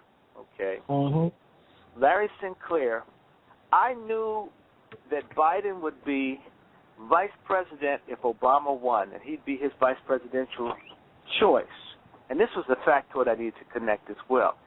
When Larry Sinclair in the summer of 2008 gave a speech, and you can find it on YouTube, about him having a sexual and drug relationship with Obama at the National Press Club, he was arrested by the Attorney General of Delaware in Washington, D.C. The Attorney General of Delaware is a man by the name of Beau Biden, whose father is Joe Biden. Beau Biden, by the way, is gay. Okay, it's no secret. If you ever wonder why President Obama had to support all the gay stuff aside from everything else, if his vice president's son is gay and he says he's cool, he's going to look bad. Plus, Obama, he couldn't come out too hard against gay marriage because just a couple of weeks before, Larry Sinclair had prevailed over people who had said that this man had libeled the president in the book he was trying to get published. Every time he got a publisher to talk about Obama and all the stuff Obama was doing, the publishers were threatened by someone they wouldn't publish the book. So they decided to destroy this guy, to give him a big libel case right here in Washington, D.C., and the man won. You know, he won in court against the president, and no press nowhere has published that story. That in a court of law, people couldn't prove he lied about his relationship with Obama. Now, and if you will, I mean, real quick, didn't Larry Sinclair end up dead in kind of some mysterious circumstances? If Larry Sinclair is dead, it's happened within the last few weeks or months. I do know that Larry Sinclair tried to commit suicide, and the Secret Service must have had bugs in his house, and they saved his life. Okay. He tried to kill himself, and they wouldn't let him die because that would bring attention. This boy must have had a great time with Obama because he wanted everybody to know. He wanted everybody to know that he was with Obama. And I mean, and when he couldn't get any attention, I'm Obama's ex-boyfriend, I'll kill myself, I'll get in the papers. They saved his life to keep it quiet. I'm not saying it's true, but I've had a chance to speak to Mr. Sinclair twice myself. You know really? I mean, it's by mistake, you know, he had his phone number listed. I was curious. I called to see if there's anything to all this, and I got a real person that says, oh, my God. Oh, my God. Oh, my God. Do you understand what I'm saying? I mean, that blew my mind. And the other thing is you can go online and look it up. I'm very curious, you know, and I'm not anti-anybody, but I am curious. Why did he have a membership to a gay bathhouse? Okay, now I remember the name. Now. The guy's name is Wayne Madsen. Oh, Wayne Madsen is the investigative reporter who's friends with Larry Sinclair. That's who the last time I spoke to him, I was with Wayne, and Wayne had me, and I just told Larry, Michelle not trying to go back to the project. She'll have you dead before she goes back to being broke. I mean, she got a nice life, top of the world. You think she's a little white queen take that from her? No way. I told you, I said, you never thought black women were this tough. But then again, he's not into women, so he has no idea how strong black women are, even if they're with the wrong man. Now, what Wayne Madsen's, he has a web page. Wayne Madsen's web page had a picture with President Obama's personal assistant, Reggie Love, who had a white boy's scrotum hanging on his forehead with the big smile on his face. And right after that picture went up, Reggie Love needed to leave the White House to go to business school to further his education. I'm thinking, who'd leave the White House to go back to school? But anyway, maybe it's all circumstantial. Now, going back to Biden, I know I'm losing people, but y'all just have to work with me. I'm putting this out here. If I had remembered Wayne Madsen's name, then the flow would have been different. Joe Biden's son, Beau Biden, took Larry Sinclair and put his behind in jail for a certain period of time during the campaign. Now, Beau Biden, who's the Attorney General of Delaware, is the same Attorney General of Delaware who's doing absolutely nothing around black men disappearing and being lynched, hung in Silver Lake Park in Dover, Delaware. One person got hung May 12th, 2012. I said 2012, not 1912. The guy's name was Johnny Clark. I talked to Johnny's mother a few months ago. They tried to lynch two other black men, one in September and one in October, both on the 21st of the month. Wow. And I told the woman whose boyfriend, Johnny Clark's girlfriend, that it would be hard for her to get any justice for a boyfriend who's deceased because the gay attorney general is the son of Obama's Ace Boom Coon.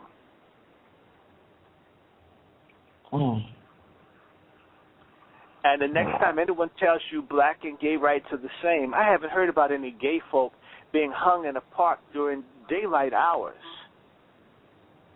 And I haven't heard, Obama's son, Obama's vice president's son, they've been intimidating people and refusing to do anything about the lynching of black people in Delaware right now. There was a march on King's birthday this year, the 15th of January, to protest lynching in Delaware. They know all about it, and they're not going to do nothing. Wow. Now, let's go on and say for Obama, now that I got it, all y'all need to do is look up Wayne Madsen and Obama, and he has a story about the CIA linkages going all the way through his grandparents' time up to him. It's alleged that Obama worked for a CIA front company that was in Pakistan in the 80s. What's he doing in Pakistan? And if you wonder why he has so many names on the list of people that he's killing in Pakistan with drones, maybe they know something. Because he's not getting off killing those people. He killed more people than Bush. Now, when a black person become more dangerous than a white person? He's many more times that. Obama is there to rationalize the empire. He's there to justify Babylon, and he's been doing it. They've been stripping sovereignty away from Jamaica. One of the first things Obama did as president was he helped crush a democratically elected government of Honduras that was finally giving black Hondurans their rights. He's tried to get rid of the first president in Ecuador that's reached out to black Ecuadorians. He's against the first president of Venezuela, Chavez, who's trying to do something for black Venezuelans. Obama supported the people who are doing mass killing of black people in Libya as I speak. Oh, yeah, I heard about that. I was in Libya. This man if they didn't get Gaddafi, they were trying to get him. Obama's doing things in Africa George Bush would never try. Obama used drones in Somalia, using drones in Yemen, looking the other way as black Bahrainis are being killed. There's and the other Obama connection. Oh, I got to stay with this. Obama's Indonesian adoptive father was more than likely a CIA asset. Okay, just look at Wayne Madsen's study. He's got it out there. But just to keep it real, you know that Obama was partially raised in Indonesia by a transsexual Indonesian. Who would have a dude that wanted to be a woman raising their boy? And and I wonder what that transsexual used for a pacifier when Obama was sleeping as a little kid too. Some of these things start early in life, because Larry Sinclair claimed that he's oral. The other question is, why did he and Rahm Emanuel have membership in a gay bass club? I understand you need gay votes. I've worked for political campaigns, and I'm not messing with people's sex per se, but if you got a wife and kids you barely see, remember him and Michelle going to break up, and the same pastor that he stabbed in the back, Jeremiah Wright, saved their marriage because Obama was spending no time with his wife. You spend no time with your wife and children, and you got a membership in a gay bath club? Okay, I'm not making anything out of it, but I am asking. Since he's been president, the police have been killing a black every 24 hours in this country, execution style. And that little jackass Eric Holder, who's Barbadian, when he was head of justice here in D.C. or whatever he was doing under another gay person, Janet Reno, who looked like Dr. Spock with glasses. Everybody that got charged with crimes here in D.C. that Eric Holder had anything to do with, he gave everybody federal time for small things, to make certain that they did long sentences. Susan Rice, a Jamaican, she's the one that told Clinton what was happening in Rwanda wasn't genocide until they killed 1.5 million people. Then she says, oops. Surround himself with very sociopathic careerists, climbing people with no love for anybody. Let's be real. Just look at her. Go Google, go to Wikipedia and look up Susan Rice. She admits she got it all wrong with genocide. I'm thinking, if you had killed 100 people and I had the capacity to have soldiers protect them, I would have acted. If they were killing 1,000+ people a day and you wait a couple of months before you get concerned, you knew what they were doing. And by the way, Susan Rice is alleged to have been in a meeting where folks were talking about mass killing of people in Congo, and she winks about it happening, like it's cool with her. Wow. This is our United Nations representative, our United Nations ambassador. So when Bush couldn't get one country in Africa to accept it being a base for AFRICOM, they bring in a black dude who has no love for black people. And now we have the invasion in Africa. Oh, yes, wow. And I just want to show you this stuff is connected. If you got friends in Africa, my friend, a member of parliament, did something stupid, tried to support a coup. His name is Dr. Umar Mariko. An armed group took him, kidnapped him a few days ago. I hope that the White House or the French, whatever they got, they're not behind him being kidnapped. I hope they don't kill him. He's kind of arrogant, but he's a good brother. He means well. You have to understand, all that killing with drones and the kill list, they're going to be killing all the patriots of Africa to bring them under submission to the corporations that understand that most of America's oil and minerals will come from Africa. They need to kill off all the African nationalists.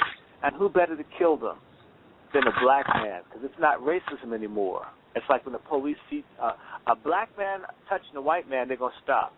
If they see two blacks fighting, they'll say, oh, that's just two niggas fighting. I'll ride on. Now, call the coroner after they're done.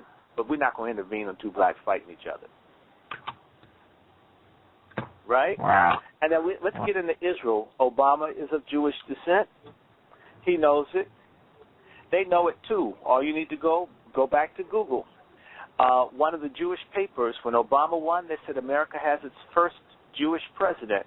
White Jews never call you Jew unless they want you or they claim you or you won. Wow. He was our first Jewish president, more openly so, although we've had others. Roosevelt was one. Okay, and real quick, Dr. Randy, I want to bring in my elder, Elder Gabar, who's actually from New York, because I believe he has something he can add with this. Elder Gabar, are you there? Shalom, brothers. Can you guys hear me? Yes, shalom, bro. You coming in clear. Okay.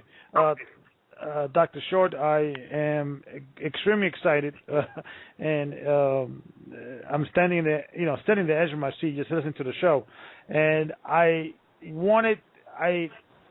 everything that you're saying is clearly, we all agree, and for the listeners of the show and the members of the church do agree of all the wickedness that's going on in the world and has been going on for a very long time. And when just hearing all of it, it almost gives you a feeling of despair. Mm. And my question, I guess, to you would be, solution. What is your, and like I said, it doesn't have to be one answer. It could be multiple answers. It could be multiple ideas. We're gonna, I would like to share what we are doing in this church in regards of solution. But where would you think we could begin and to undo all the evil that has existed since the beginning of time, I guess, to some degree. Solution. What do you think we should do with this? Given all this information as a people. There are lots of solutions. A very simple one, and I don't know how tight you are with the group in Dimona, but that group, that community, has an example of one educating oneself, educating one's young people. The very first step to the solution is having first an individual identity and then recognizing the corporate identity of the people that are like you. And then once you have a corporate identity, you have needs. So how do you eat? How do you live? How do you dress? How do you spend your money? Do you follow what I'm trying to say? Yes, 100%. Yes. One of the first things is to form a community and then find out specifically what are the needs and concerns of that community, because we're all going to have clothes, because it's not so hot. We're all going to have to eat. We're all going to have shelter. Yes. We're all going to have policies by which we respect one another and deal with each other in order to be cohesive. Yes. You may already have that piece working. A lot of other people haven't got to the point of recognizing that we are a people. And true, it's nice to know who you are as an individual, but individualism is a trap, because they'll tell you individualism, but the Ku Klux Klan is a group. The Nazis are a group. Supremacists are a group. Eugenics are a group. Yes. And so creating an enterprise and creating liberated space and meeting the needs of that collective and then trying to link up and expand to other people. Do you follow what I'm saying? Yes. To me, it's very basic, but you're fortunate if you're in a group that respects this collectivity and connectivity. Yes. A lot of us, I know people, for instance, take Reverend Sampson, someone who I at least try to support through networking, who works with black farmers. Okay. We should be able to feed each other. We could employ each other selling food to each other. If we can sell crack and weed, we should be able to sell blueberries, sweet potatoes, and rutabagas. Yes. It's being produced, and it gets plowed back into the ground because a lot of us would rather go to Pathmark or Whole Foods or some store owned by somebody that hates you, that doesn't even want you in there once the cash register has closed. That is the biggest impediment. Yes. Because it's not so hard. This isn't impossible. People have been living for millions of years. for us to identify who we are, our needs, and then live with those like us. And as well, defend us, have intelligence to spy to make certain that our enemies, we know what they're doing. That includes black enemies. So we need an army, a militia, we need everything a nation needs. And right. How do you get people together to begin to function like a nation? I'll be honest with you. Nations are born when people recognize that the need for them to come together collectively exists. Yes. So the solutions, there's so many people. The Republic of New Africa, there have been people who came along with solutions, with answers that made good sense, but they did not get a hearing. If I remind you of what it says, I believe, in Proverbs 6, where it says, wisdom walks the street seeking a hearing. Mm-hmm. And so it means wisdom's there. You have wisdom. Your group is clearly wise.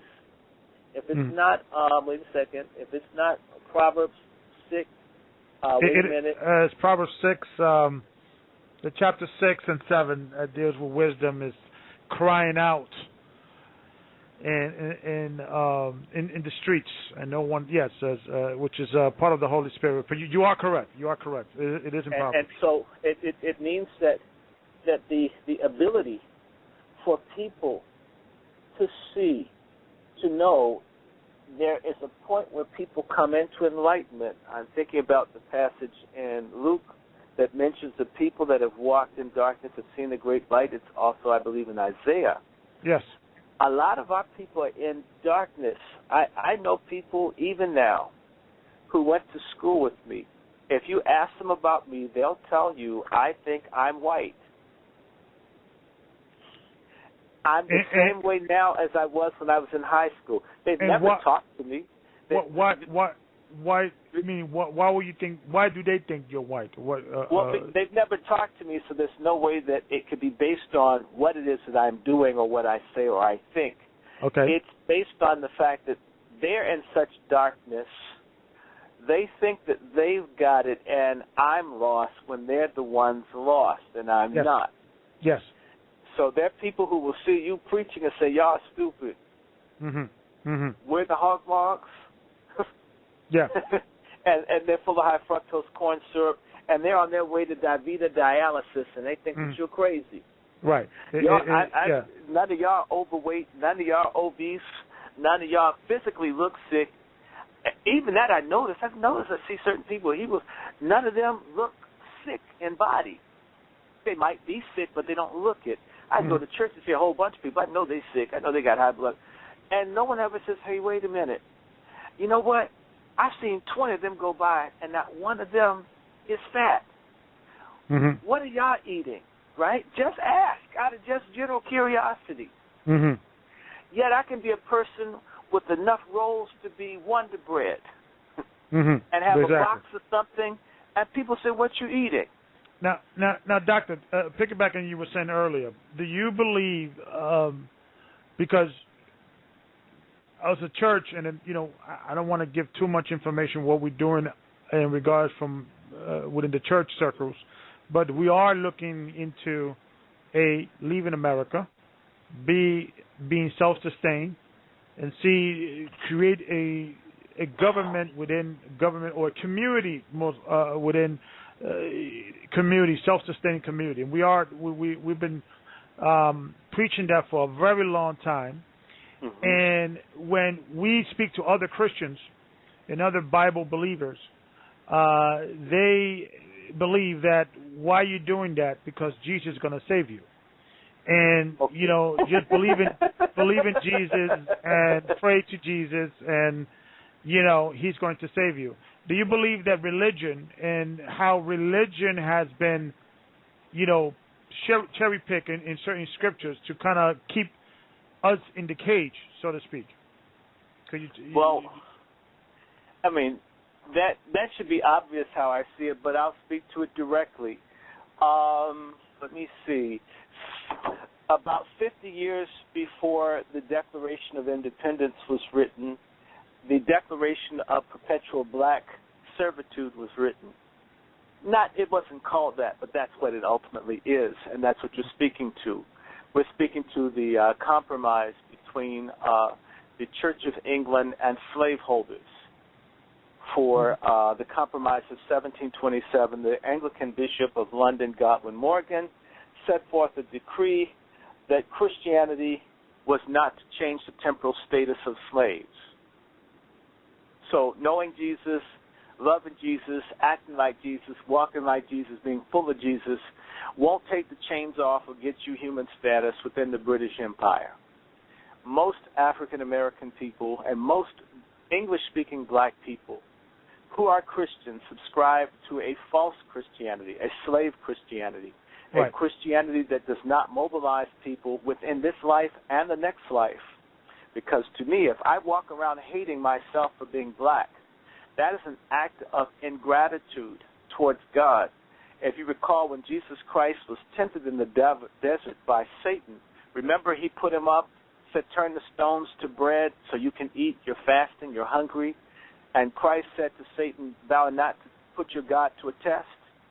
Every single solitary black person is ungrateful for having African heritage that would rather be white with blonde hair or blue eyes and getting nose jobs, are saying that God is false or God is a failure for not letting them be white. This is a repudiation of God's grace, his mercy, and his loving kindness. How is God going to let a person who resents their existence, that hates God, be admitted to heaven? Yes, I tell folks, you're not a Christian if you hate who God made you. You hate who your people are. It says people that hate don't go to heaven. So how many of these so-called Christians you're talking about really love themselves or love their community? I always tell people, if you hate everybody black and you hate yourself and you love people that hate you, that doesn't make you saved, and it's not going to get you into heaven. How could we have the kind of chaos, the drugs, the killing? We know about what white people are doing. Let's talk about Blackie. We talk about how we hate Whitey, but we kill Blackie. Let's just get real. You couldn't have Nino Browns. You couldn't have, what's his name, Nicky Barneses.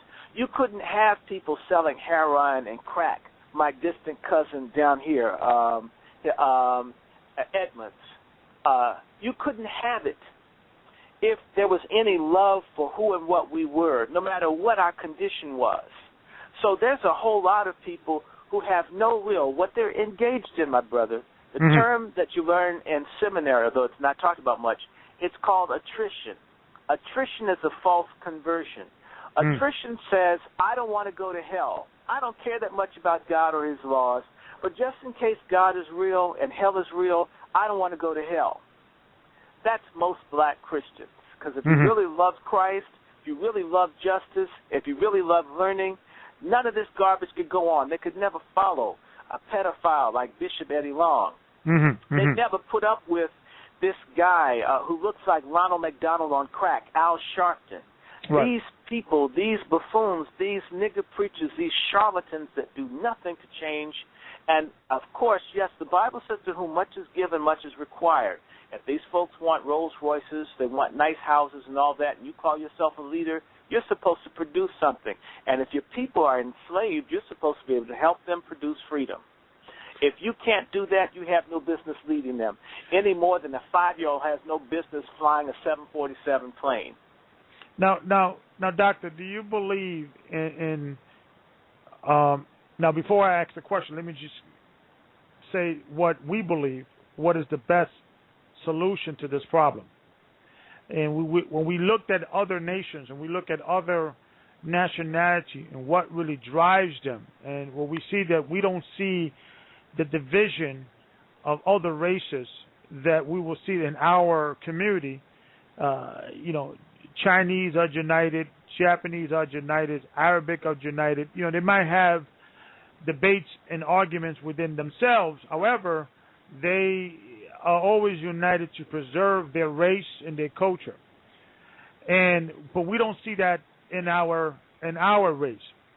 So this church, to research and to understand the scriptures, we realize that the black people that came off those cargo slave ships, the indigenous people that was killed and slaughtered estimated over the African American side or the so-called African American side. Some say 100 million, others say 130 million.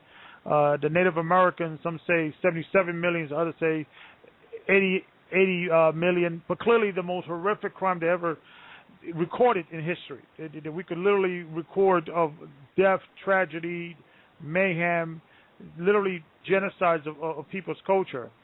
That these people are in fact the lost sheep of the house of Israel. And we believe that this is the best method to start a foundation.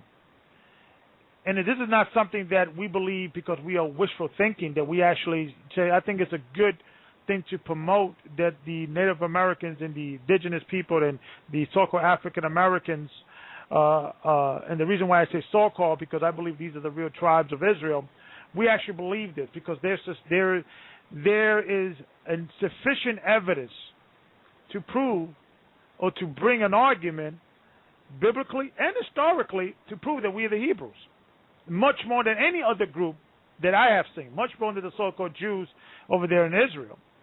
These guys, like you mentioned about the conversion, these guys did not look like the ancient Hebrew Israelites written in the Bible, and also in secular history. When you look at the Babylonians, the Egyptians, and the Assyrians, they painted, they drew drawings of the ancient Hebrews, leading them to captivity, and they were all black, wide noses, big lips, even cornrows. I mean, we those pictures exist today.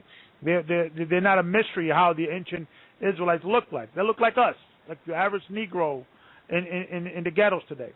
So the question is, we don't believe that this is like, let's just promote this because I think it's a good moral standard. We actually believe we're the Hebrews. Do you believe that holding on to a nation or a belief that we have the same roots is important? Because I believe when you line up 10 black people in a room, one guy is a Republican, the other guy is a Democrat, the other guy is a Egyptologist, the other guy is a Muslim, one guy is a Christian, and basically we could never get along because of these division, different religion, different culture. And that's the reason why we have to stop all that and go back to the root. And the best root, the best logical evidence or what is available is that we're the Hebrews, according to the Bible. This is the reason why we went for 400 years of slavery. It's written in the Bible.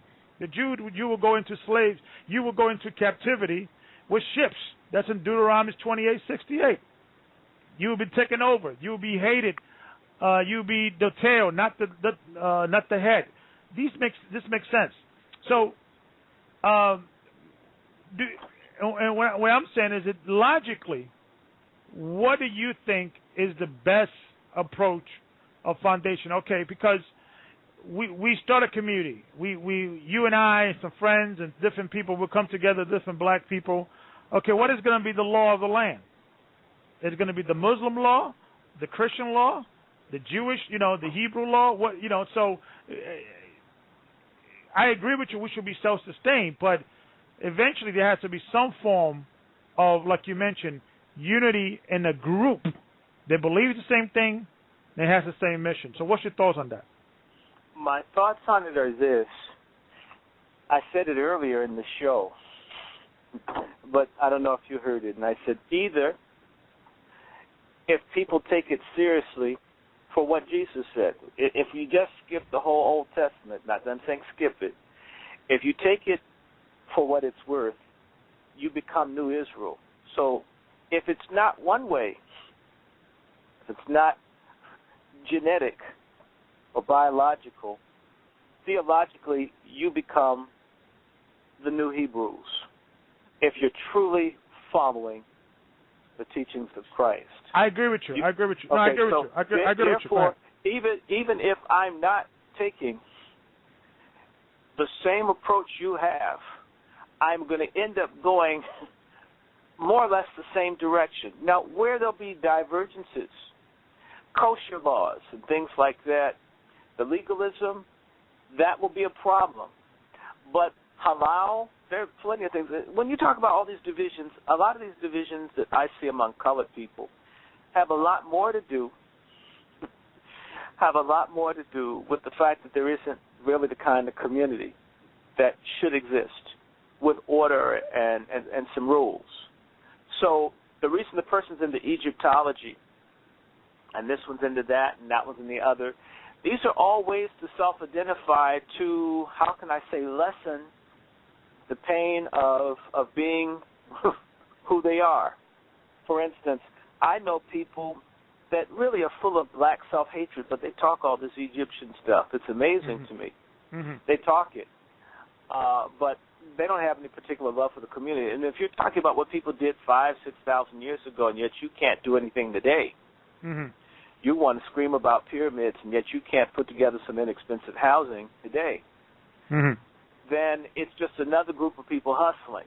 Yeah. So you got Christian hustlers, Muslim hustlers, 5% of hustlers. You got all these different people hustling. The misery of the people instead of people looking at hope. If your particular community is able to present a model that makes sense, the people that are seeking, the scriptures say, he that hungers and thirsts for righteousness will be filled. They'll find you. They'll find you. And you know what? In my mind, I don't want everybody. And you shouldn't want them all, because those folks will bring the same garbage into your community. Yes. They'll see you doing the right thing and will work against it for the hell of it. Yes. It's the same way I'll just say to you, I know all about the refrigerators in Dimona. Right. No, I know about the freezer in Dimona. Yeah. And frankly, we need some freezers all over this country to take people and whip them up when they don't know how to act. Right. It would produce some behavior modification over here. No, I'm with you. I'm with you. But what I was trying to also, not culturally, from the perspective of a nationalistic perspective, and we could discuss that. But this is the reason why I love the Torah. And when you go, if you give me, from all the ancient books, the best book to start a society, give me the Torah. Give me the Torah. Give me the four Gospels of Christ. I'm good. Okay? Because it has basic stuff. The whole concept of Christ, love of your neighbor, that is all good. But I think I view Christ as college, mastering degree. I think the Torah is basic stuff. If you steal, there's a law in the Torah. If you steal from someone, you have to return the same equal value to that person. That's basic stuff that you can, that's a law. That's a law that you can make a law of the land or the law of the village, and you could set up what you would call judges or elders of the village, and they will look at these lawbreakers and see, okay, what the law says. Now, the end result will be Christ that, we should not want to do that, but I think the reason why the Torah is so valuable, because it teaches you is really, and when you look at what the Most High was trying to do to the children of Israel, he was not only giving them right laws from right and wrong, which he was giving them the Constitution, how to start a government, a community.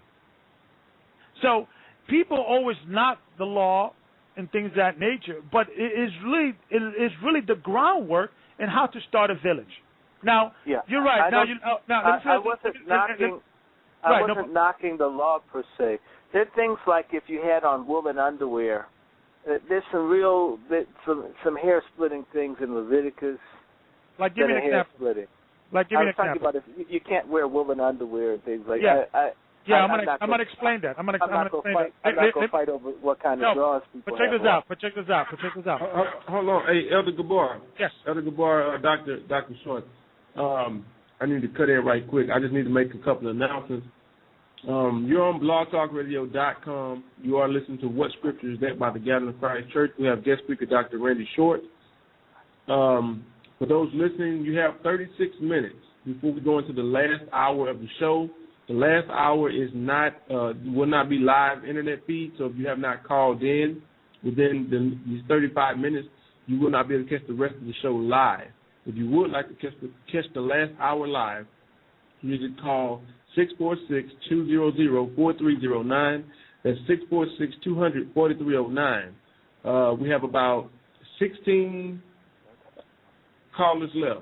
And after the next 16 callers will be the last people on the queue because the queue is almost full, which is excellent with the capacity. But also, Elder DeBoer, I would like to bring in Brother Rawchaa. Patiently waiting. Yeah, Brother Rawchaa. He went. So let me bring him in. But before I do, let me just finish my thought in regards to Doctor. You mentioned about the certain things that are. And let me just try to, because there are certain things like if you wear clothes with diverse seed, it was considered a sin, or certain things like beer, you got to make sure you grow your beer and things of that nature. Or the dietary laws, for instance, what's the big deal eating a pork or shrimp and things of that nature? But what we are finding is, and because I'm a researcher and I love to, I like to figure out the logical reasons for a reason, for something.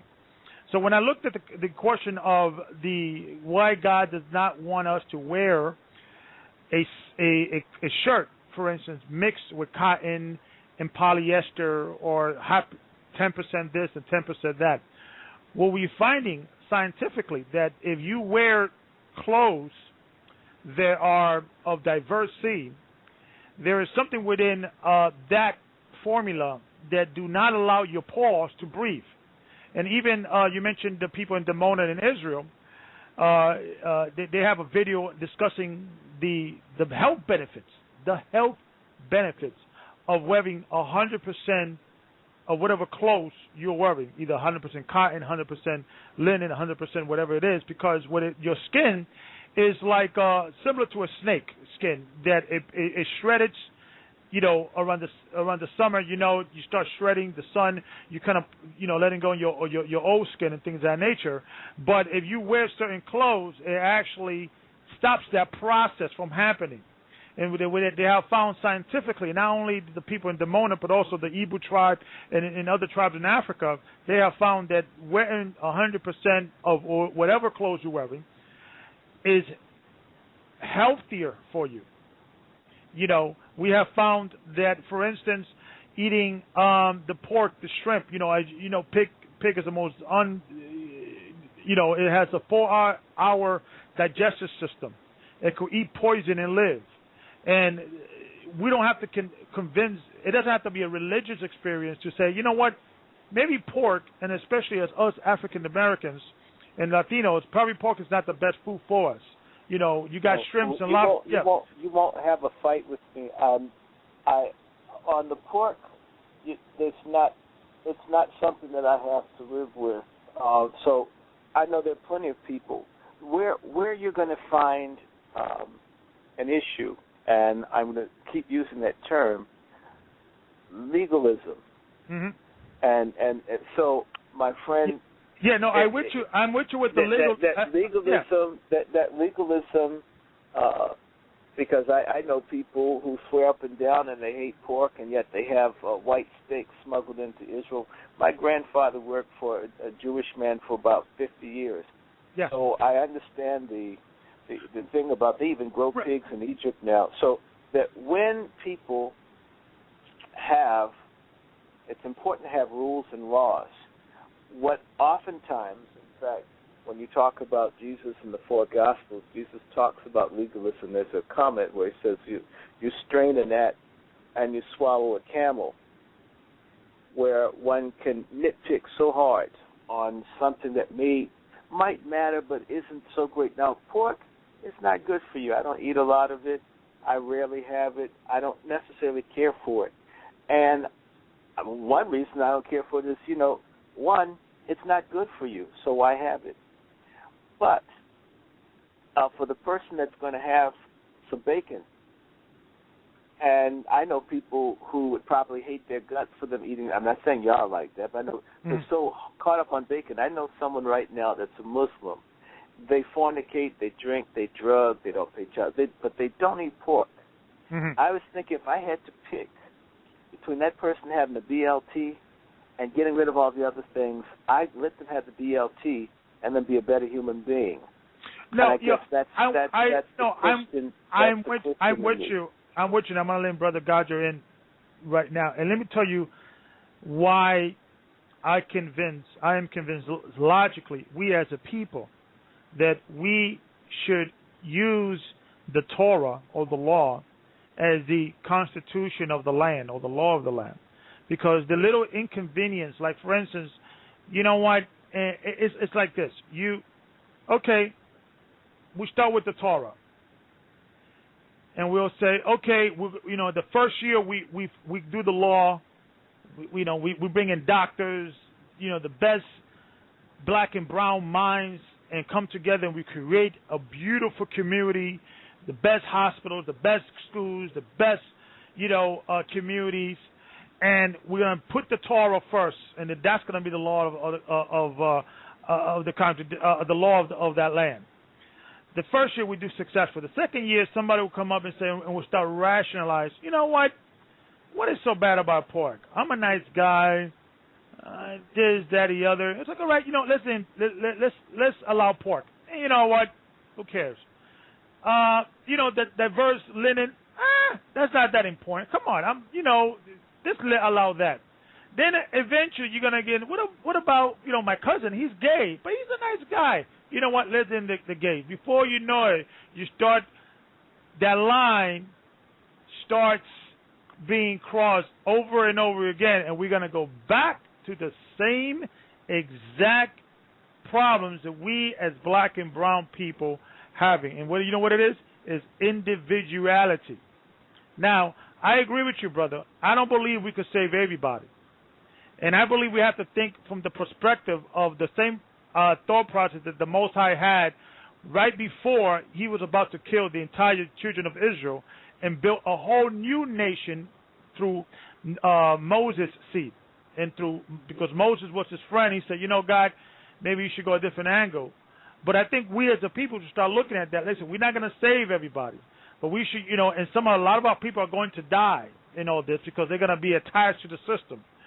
But we should go into and say, you know what, we're going to stick with this. Even if we do not agree with every aspect of it, we may think certain laws are silly and stupid. But for the care of survival of the danger of our people having individualities, and that's been our biggest death, our biggest handicap as a people. We all want to do our own thing, and you notice, and I guarantee you, we do that. Our children are not going to have those same curses because they're going to know that everybody is not eating pork. It's not even going to throw in the thought process. Everybody is even the little minute laws, and they're not going to be going through these individualities, if you will, that we suffer so much, that has been our death toll since slavery. So, I just wanted to just think about that. I mean, people argue about, and I believe the Torah, which I believe is the book of our ancestors, is the answer. I believe is the beginning. The Torah is the schoolmaster that brought us into Christ, but we must first know the schoolmaster before we get into Christ. So I just wanted to, food for thought, just for you to consider that it's, we're not going to please every person with this mission. It's like, it's like Noah. Noah warned the people, but only 8 people survived. But you know what? Out of Noah, 7 billion people have existed into this day and still counting.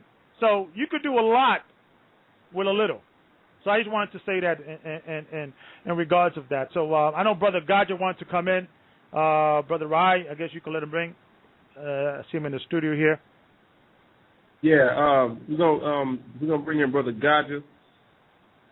He's been patiently waiting. Brother Gadja's coming in from the UK, but he's actually from Jamaica. Brother Gadja, you there? Yes, brothers. Blessings to everyone listening. Elders, brothers, sisters from all over the world. Dr. Randy Shorts, how you doing? Oh, I'm blessed. And Nice, man. I've been sat here listening for the last, well, since the beginning really. I'm falling off the edge of my chair, man. I've been wanting to come in for a long time. Couple of things that was said at the top of the show that kind of caught my interest, and I wanted to ask you, and I think Elder Gabar kind of asked a couple of the questions I was going to ask, but one of the things I wanted to bring up, right, is when you talk about Genesis, the 10th chapter, okay? Now, I know you gathered as much right now that we are a Bible-based group, okay? Now, I listened to one of your speeches when you were talking about the Khazarian converts into Judaism and who the real children of Israel are, being the so-called Negroes or the Africans who migrated into Africa at the time of trying to escape Roman persecution. All right. Now I'm holding in my hand a Zondervan Bible dictionary. All right. And this information has been out for a long time. You understand me? I didn't write the book. This book was published, I think, in the 1970s originally. You understand me? And to make you know, that was a long time before I was even born. The English version of the Bible, translation of the Bible, the 1611, has been there from 1611.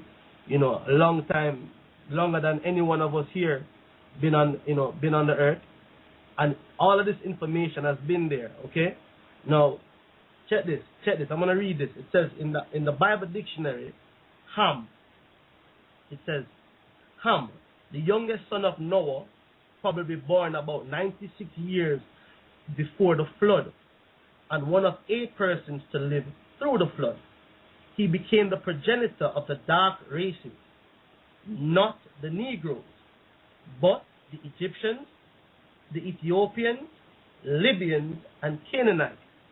So, what I'm saying is that for a long time in these churches, these Mickey Mouse pastors have been teaching us that we are children of Ham, which is incorrect.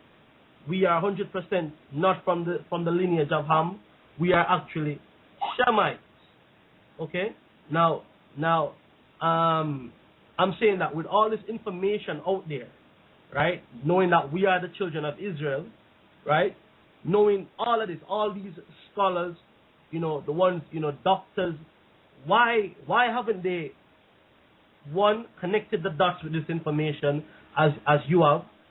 And second, why is it that the ones who have connected the dots don't see the significance or the importance of what it means to be the children of Israel, not just physically in the earth, but spiritually, understanding that the curses which are written of in the Bible, as you said earlier, when you look around you, the only people catching hell in the earth is us. So the Bible also clearly states the reason why we're catching this hell, the reason why we're in this condition, why people who have seen, who have come to this knowledge about the Negroes, why haven't they said, okay, listen, how about you going back to that power, that God that gave you all of that power in the Old Testament, that gave you all of that understanding, that wisdom in the Old Testament? Why don't you think they push this understanding instead of like you said before, we're dealing with a lot of individualism, we're dealing with a lot of my own empowerment. Why do you believe this is so? From your understanding. You just answered it. It's there are two things. If we can, I'll answer it the way Jesus did. He said, "My people honor me with their lip services, but their hearts are far, following the traditions of man versus the precepts of God." And what Jesus was speaking to, very simply, was that people had rejected the teachings of Moses and in the Torah, and had come up with this other stuff that's now in the Talmud. Okay, hold up. Let's finish. No, you asked an answer. Let me finish. No. Because I heard you say this earlier and before. No, I understand this, right?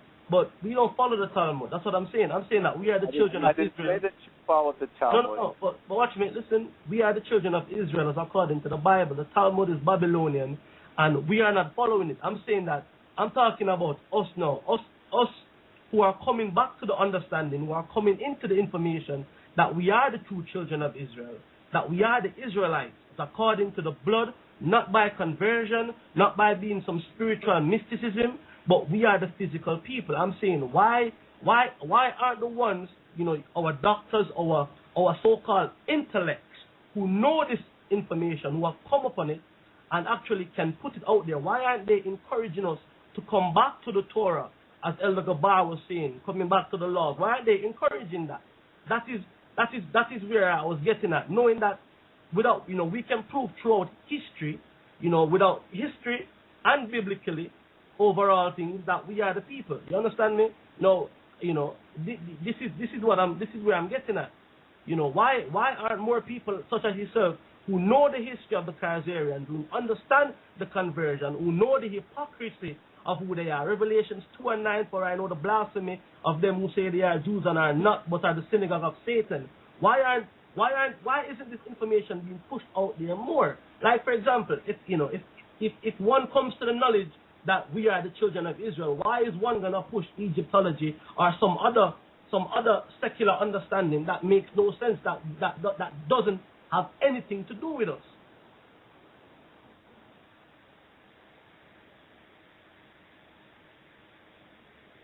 Hello? Yes, hello. Are you finished? Yeah, go ahead, yeah.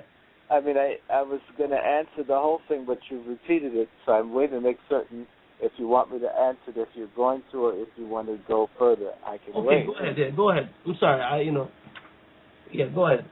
I've already said that the preachers, a lot of them are very corrupt. There are people who know what's happening. There are people who have written materials on the crescent and our connection and being the biblical people. But you've got another issue, which is, as I said, they follow me with their lip service, but they follow the traditions of men versus the precepts of God. I answered it. I know people, you could show them everything you're talking about right now, and they'll go to the same stupid preacher, the same stupid church, eat a bunch of pork chops and everything, and life will continue. It doesn't make a difference. Truth and revelation is a spiritual thing. So, again, when the brother's talking about the Torah and the law, if you don't have the right heart, soul, or mind, no matter how much the law is taught or pushed, people will rebel against it, as the ancient Israelites had the Torah, had that, and had very difficult times when they didn't have their hearts right to obey it, which is why they had intense suffering for having the right revelation and choosing to ignore it. Now, I know a lot of people, it's a custom. Being a slave is a custom, brother. Being confused is a custom. And these things are very hard to break. Mm-hmm. In the case of Noah, which people brought up, literally humanity had to get wiped out. And it wasn't that Noah was so wonderful, because Noah was a drunkard. But Noah, even in being a drunkard, had some redemptive qualities. So God have mercy on the people who wanted to get on at the last minute. Had they gotten there, how their situation would be. I can tell you there are divinity schools that teach this. There are pastors that teach it. But I also know when people tell you, I know this from having gone to divinity school, people warn, do not try to push that too hard. In a congregation, are you going to let me finish, or are you going to cut me off again? No. I don't like that, brother. Because I stopped to let you go further. If you want to go further, you said you're going to let me do that. All right, go ahead. It's very simple. You can't force belief on people. You can't make people who are indoctrinated one way do something differently. And if people have been able to poison people's minds for 500 years, it's going to take a very powerful movement and a set of forces to get people to change. But I think right about now, things are so bad, and maybe for God's purposes, for people to start rethinking it. The same way I know I just a personal experience with the Talmud. I used to wonder, my God, when I was in divinity school, I was told I didn't know anything about Judaism. I says, but I grew up reading the Torah. We read the Ten Commandments. How come I don't know anything about Jews? This is what I was learning from Jews in divinity school. You don't know anything about Jews. I mean, it's not the Old Testament. I was told by these Orthodox Reform. No. I said, well, what do you guys believe? It's not that. Do you follow what I'm saying? There are a whole lot of people out here. When you hear this term, it's the most dangerous term in this country. It's called the Judeo-Christian heritage. Because what happens when someone tries to find out what this means, Judeo-Christian, if they go to the Khazars or the other people, they're going to be told, forget about the Torah. Forget about the Tanakh. And simply, we'll tell you what Judaism is. And that's the Talmudic and the Kabbalah and the Midrash and these other things that came along later. And that has hijacked the Torah and the and the Shema and the Tanakh. And so there's a major scam going on. And honestly, let me finish. The conditions are what's in the minds of most people in this country who are black is that being Jewish is being white. Because Jesus is white, Jews are white, period. Okay? And until something substantial, because there are pockets of people who think very differently from this, but until you have your own media, for instance, your program, until you have video with visuals and things.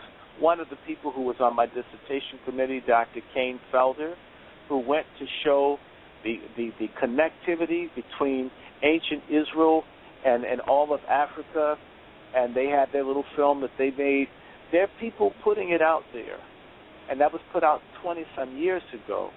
But how you make that real across the country, one has to have a mechanism. Don't assume it will just happen because you have the truth. People need to be very careful about being arrogant if they have the right revelation by assuming because you have it, other people will want it, versus thinking you have to be humble with it. How do you make this reach other people? Okay. That's the question. Dr. Randy, okay. All right. Let's do something here, right? Let us focus on here right now. No, the conversation with who we have in with here, yourself, myself, the elders here of the church, right? Now, check this, okay? For example, you yourself, how long have you known that you are actually an Israelite of the Bible by blood? How long have you known that? It's not something that I necessarily strove, per se, by blood to necessarily have the association. For you, it's very important that it's biological. No, hold on. You asked me, are you going to let me answer, or are you going to plow me over? No, I'm not trying to plow you over, right? I just want to get to the point, because I know that I don't have much more time to speak with you, and they're gonna bring in other callers in. So I want to just get this just to the point, right? Do you believe or do you not believe that you're an Israelite in the Bible according to blood? I had a conversation with your friend the other day. My ancestry coming from Africa, the people are Hausa, Fulani. Fulani people have a connection to people according to their oral history going back to ancient Israel. So I guess for at least a while, but again, the biggest emphasis for me has always been not so much the blood connection, but having the right spirit. That's very important, because many people may have all the blood that you want and claim all of that and don't have the right spirit, my friend. Yeah, but and in fact, that's the point. That's the point here. Biggest impediment. That's the biggest impediment to our liberation and development is people having the wrong mind and spirit. Because I've seen people who have the blood connections, and it in and of itself wasn't compelling enough for them to be the right kind of people or do the right kinds of things. Such as who? Give me an example for that. I'm thinking about a lot of people that they call just themselves. Give me one example. I've seen these. They're not your sect, but the Nubian Islamic Hebrews. I've met people who claim this Hebrew lineage, but the conduct isn't necessarily something that is as attractive to people. Committing blood in and of itself, if the blood doesn't conduct itself, and in concert with what's taught, you'll have the same problem that existed in the Old Testament, where people were of Israel and had the temple and everything, and they didn't necessarily obey the laws of Moses. And so we'll differ on that, and I don't mind if we differ. We are on the same page. My thing is the confusion in someone saying that they are Nubian Islamic Hebrews. You understand me? Because if you're saying you're Islam, that means you're praying to Allah. The Israelites had no such God called Allah. So that's confusion in itself. So what I'm saying to you is this, right? And why it's so important that we make a blood connection to the children of Israel is because the people, the children of Israel, are real people. They are physical people. They're not, when you say spiritual Israelites or dealing with Christ, the right spirit, that's something what the Christian church tell the people, that all you need to be is in the right spirit and love Jesus and everything will be good, and not actually letting them know, listen, you are the real people, the blood physical people that walked through the Red Sea with Moses. You are these people by blood. You understand me? So that is something that you said we differ on it, but it's something we have to get to the root of it, because here it is, right? Here it is. I've listened to you on a speech when you identified the Jewish people as being Khazarians, and they are persecuting the indigenous Israelites, so to speak, the real people of the land. Now that is a key statement. That is something that needs to be out there, aired, to all media networks. I know other people that say this, and I know folk that are, y'all happy. I know folks who probably think I'm the biggest anti-Semite that ever lived. No, sir, you're not. I just said, God, when are we going to be real about this? And that is what I'm saying. That was my point at the top of the thing. That why aren't more people like yourself who have done this research, who know this to be true, put it out there? Because that's a big statement. You're making everybody know that these converts are not the real people, and they are persecuting the actual people who lived in the land.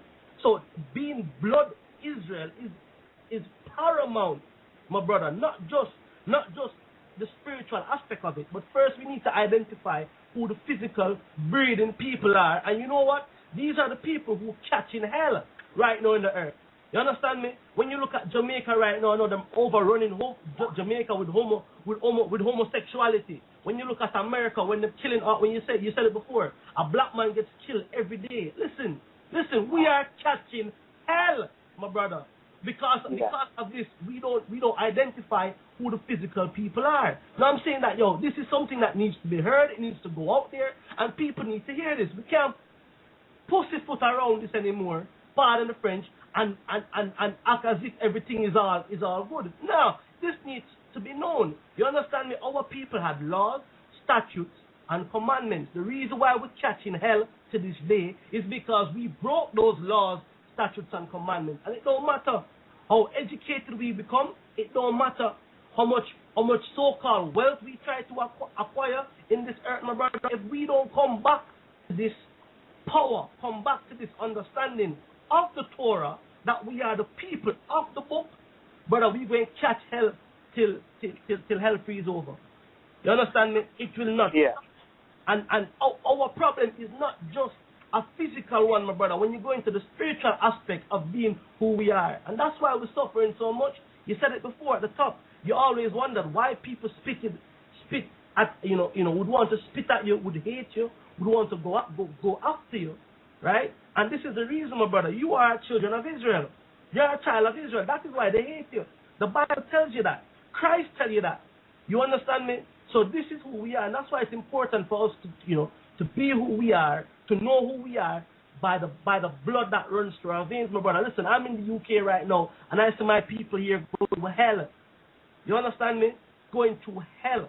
Hell. They're telling these people that they're on welfare when the British Industrial Revolution was funded by the Caribbean sugar industry. And then my people here right now suffering, and you're talking about they're on welfare and they're on benefit. You pay them what you owe them. You understand me? And this is why it is important, my brother, and I can't stress it enough, why we need to know who the physical people are. You understand me? And that you're bringing out, telling who the Khazarians are, yo, please keep doing it. Don't stop doing it. We're not going to stop, and also going to break down that these people that are Sephardim, they're not it necessarily either. No, they're not. They're converts, and I can show you in the Bible when they became converts. You understand me? If you go to the book of 2 Kings, the 17th chapter, and read on to about the 17th verse, you'll find out when they went into the land. These people are imposters. You understand me? The true children of Israel lost their identity.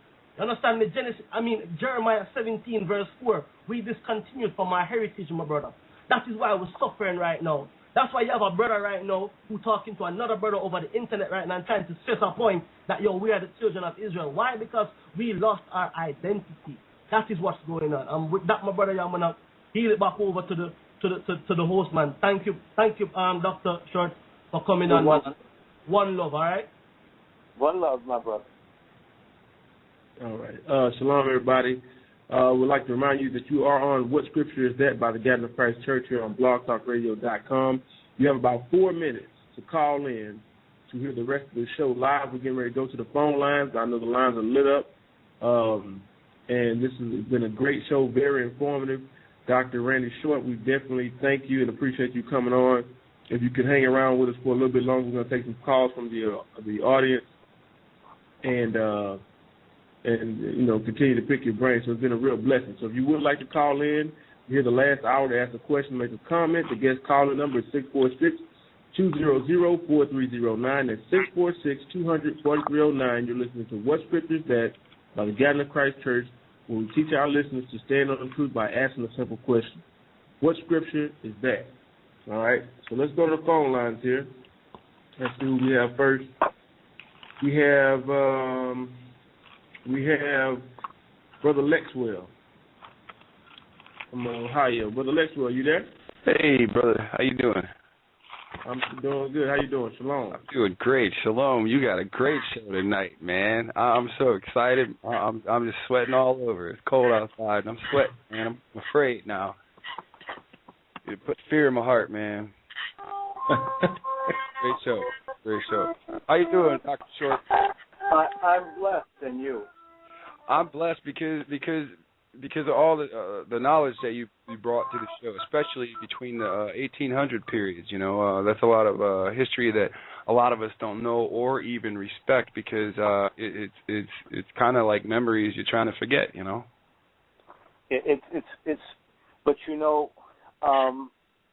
once people come to a knowledge of themselves, they have the wherewithal to confront the difficulties of the past to move forward. Sometimes, if we go back to Jeremiah talking about the potter and the clay, if I'm correct, mm-hmm. and that God can shape us and put us through something for His purposes, it's very clear for me that we are people. One of the things when the man was speaking before, and I want to support his idea that we need a law. And, of course, the Bible in particular, the Old Testament, has the foundation for people to live. If you look at how we're messed up now, it has a lot to do with the fact that people don't follow any of the covenant or the Ten Commandments. If you could get some of it would make a difference if it were implemented and followed. And I want to let you know, a lot of people aren't aware, but black people in northern cities, there's a book by the professor's name is it'll come to me in a second. I don't know if people are aware, but the black communities in New England and the Middle Atlantic had, I think, oh God, his name keeps jumping out of my head. It keeps coming and leaving. They had courts in the antebellum North where people lived by the Old Testament, the African American community, when we were strongest, when we had the abolitionist movement, when we had the Underground Railroad and people cooperating against all odds. People literally had their own court system based on the law of Moses. A lot of people don't know that. And the guys, Horton and Horton, Dr. Horton at George Washington University, he and his wife did a book, and it talked about some of the courts. So it isn't foreign.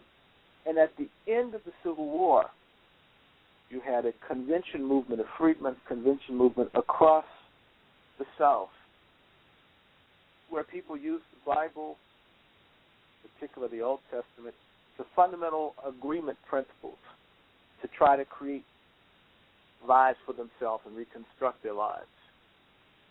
Now, something happened that nobody talks about. One thing that happened, and I got turned down. I went to Howard University. I wanted to go to the history department, and the history department didn't take me because there was some fake Jews in there. I can almost tell you which one. His name is DeLeon. I'm not at Howard anymore, so Dr. DeLeon can't do anything about it. But he's a little fake Sephardic Jew that hates black people, and he may still be at Howard. I don't know. I think he's still there. But I wanted to do my thesis on the secularization of African Americans to show that black people between 1890 and 1950 began to follow Zionist liberalism and others, and turn their backs on the Bible, in particular the Old Testament, as a reference point for how to live. And it's laid out. So Planned Parenthood, abortion, all this stuff. These things, maybe it's a human situation, but there was a spiritual, scriptural way to address it that existed before that's been shunted aside. But this started before now.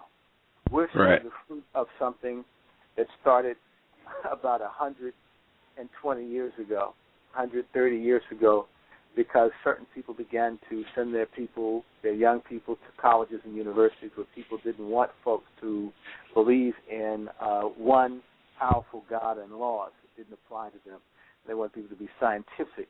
And once you get away from recognizing God as the ultimate authority on everything, you get into trouble. Yeah, I understand. Most of the knowledge that you gained, is this something that you got from the community that you lived in, or is this what you learned when you left that and went to college? I can't say that it's necessarily all one or the other. I would think that if you're interested in learning, you learn wherever you are, and everything comes together. So some things you learn in your community, but then again, I'll say to you, there isn't much of a black community anymore in many places. If you travel over, it's been vanishing over the course of my life. You'll go one place and everything's gone. But there's some people, some individuals, some collectives. This information circulates, but a lot of it just comes from your own curiosity. Well, this is by design.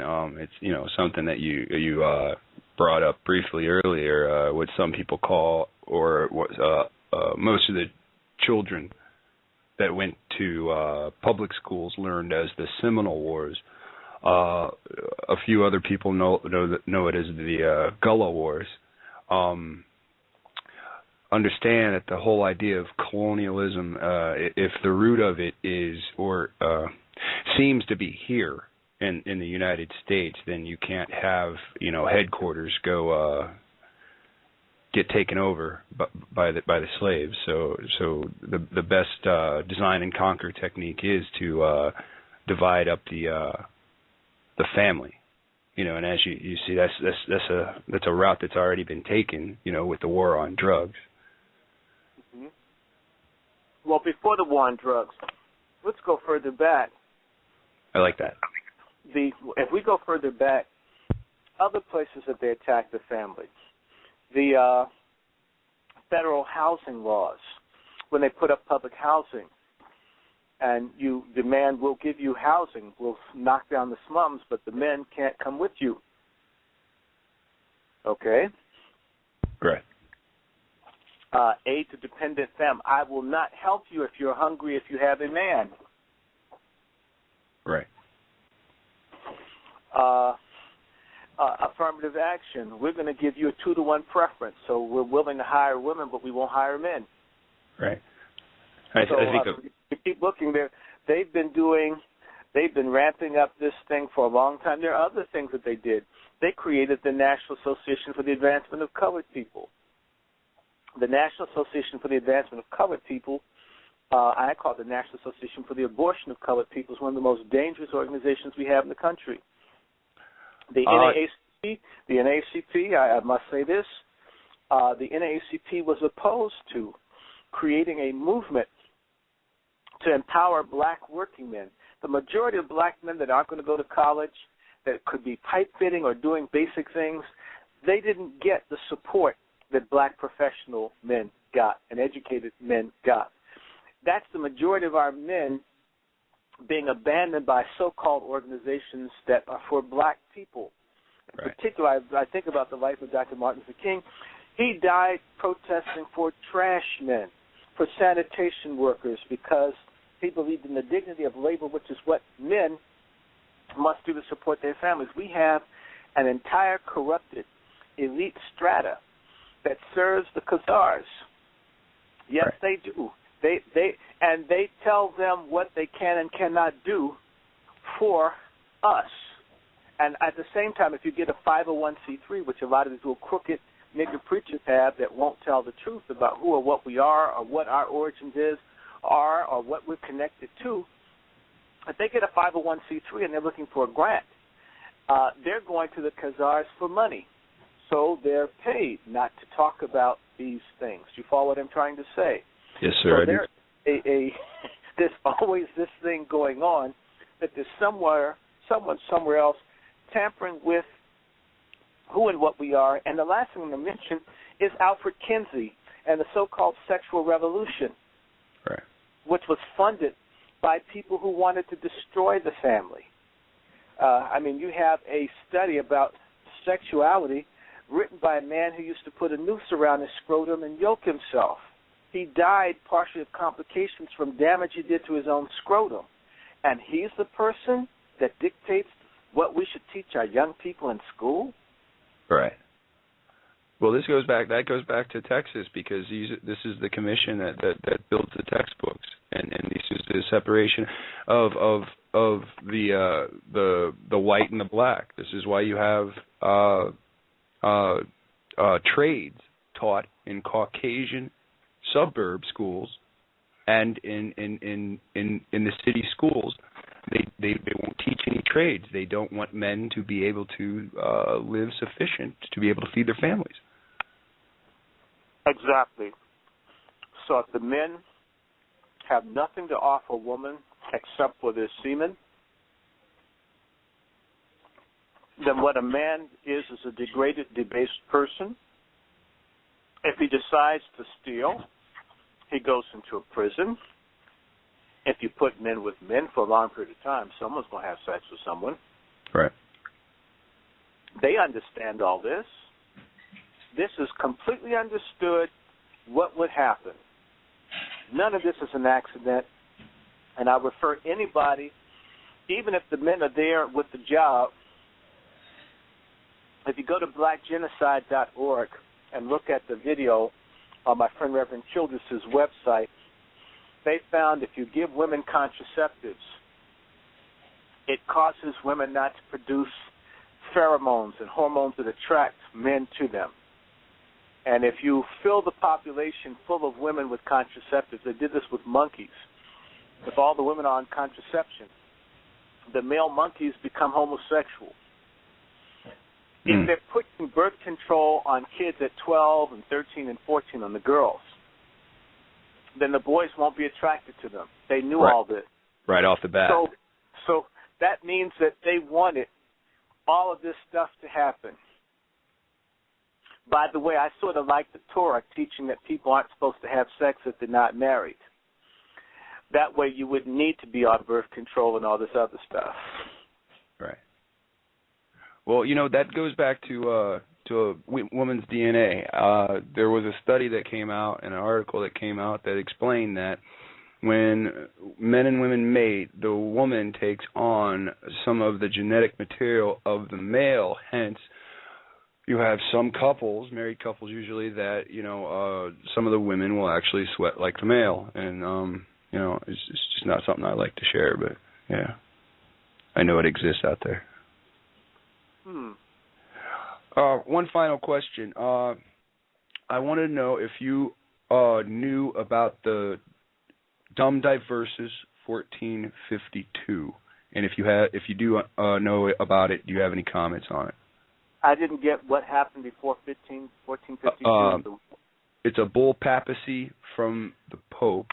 You mean the Tordesillas, where they divided the world between Spain and Portugal? Yeah, kind of. It was more like a business contract between the king of Spain and the king of Portugal. Between they ultimately divided the world. They gave Africa to Portugal and the Americas to Spain, or something. They gave it whatever was west went to Spain, and what was east went to Portugal. And the people were supposed to get a percentage of the cut of slaves, and they're supposed to convert people to Roman Catholicism, and the Pope got paid. Yeah, well, the Pope, acting as a king, they went to him for permission, and what he did was he gave permission for anybody that did not live a Hellenistic life, meaning serving their Hellenistic pantheon, their gods, to put them into perpetual slavery. So this automatically means the Hebrew Israelites, who are the enemies of the Greeks, are first on the line to go into slavery. And this is what starts the African slave trade 50 years later. Mm-hmm. I'm familiar with the Tordesillas and the asiento that the Pope gave, which is the monopoly to trade in slaves. Right. Mm-hmm. Yeah. Well, and it ultimately went to England, but a lot of people, the way that the other churches, in particular the Church of England, the Anglican Church I was mentioning, the agreement that they made in 1727 is that being Christian would not spare people from being enslaved, and they were to expect no decent treatment or equitable treatment of human beings and their temporal lives. And this is the Christianity that many of our people accept unwittingly. This is what we call Christianity, this apostasy. That is deep, brother. This is why you'll have a church and the ministers, they never get involved in stuff in the community. They'll prepare you, they'll spend all this money on the funeral, can't get them to spend any money on educating young people about what's in the Bible, or can't sit down and help people figure out how to get a mortgage or pool their money to have a credit union, but they can prepare you to die and go to heaven. Cult of the dead. Yeah. It is a dead cult, and that's what was given. So we got a death cult, a cult that would teach us how to accept being subhuman and thinking that if you are obedient to being treated as a subhuman, that you were a good person. I don't know if you've ever seen the letter that King Leopold read to the missionaries, telling them that the Africans already knew who God was.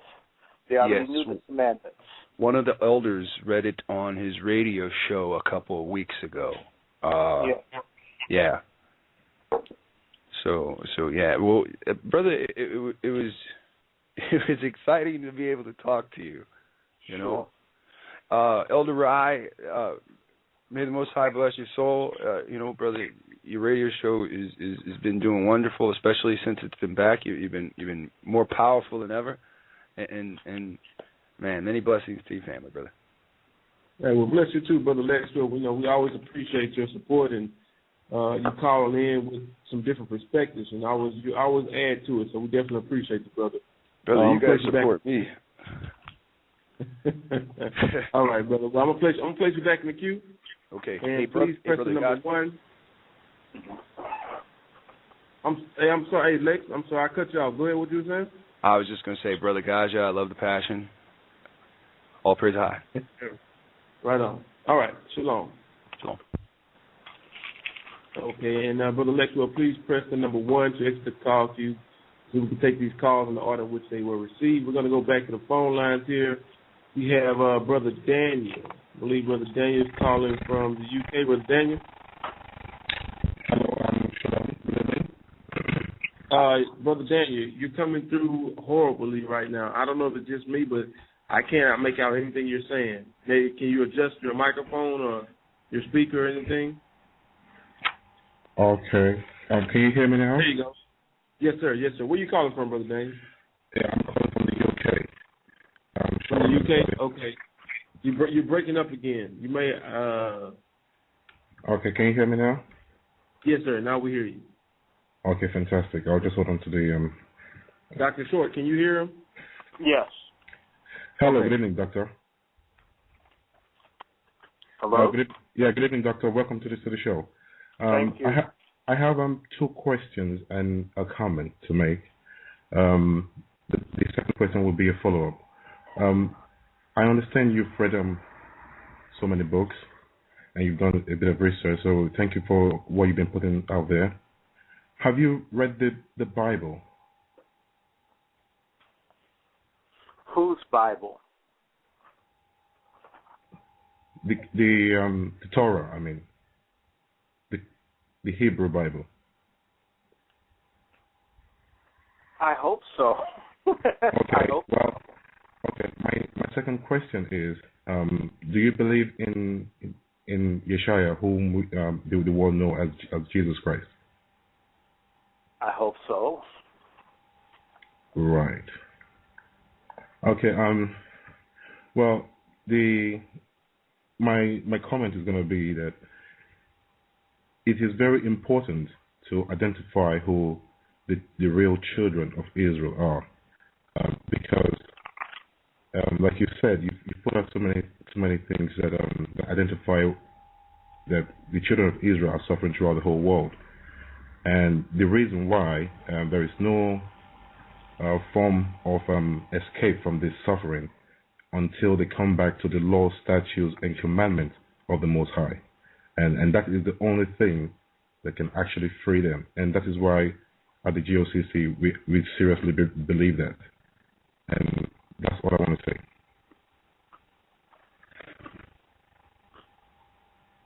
Can you hear me? Now I can.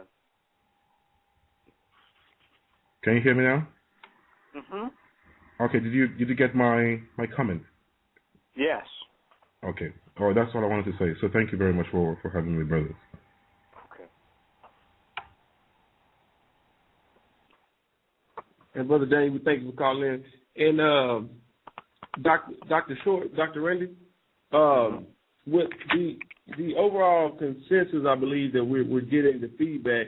I think the concern is the understanding or the balance between establishing who the children of Israel are based on bloodline, but also we fully agree and acknowledge that it does boil down to a person's spiritual connection or a person's righteousness or their walk with Christ.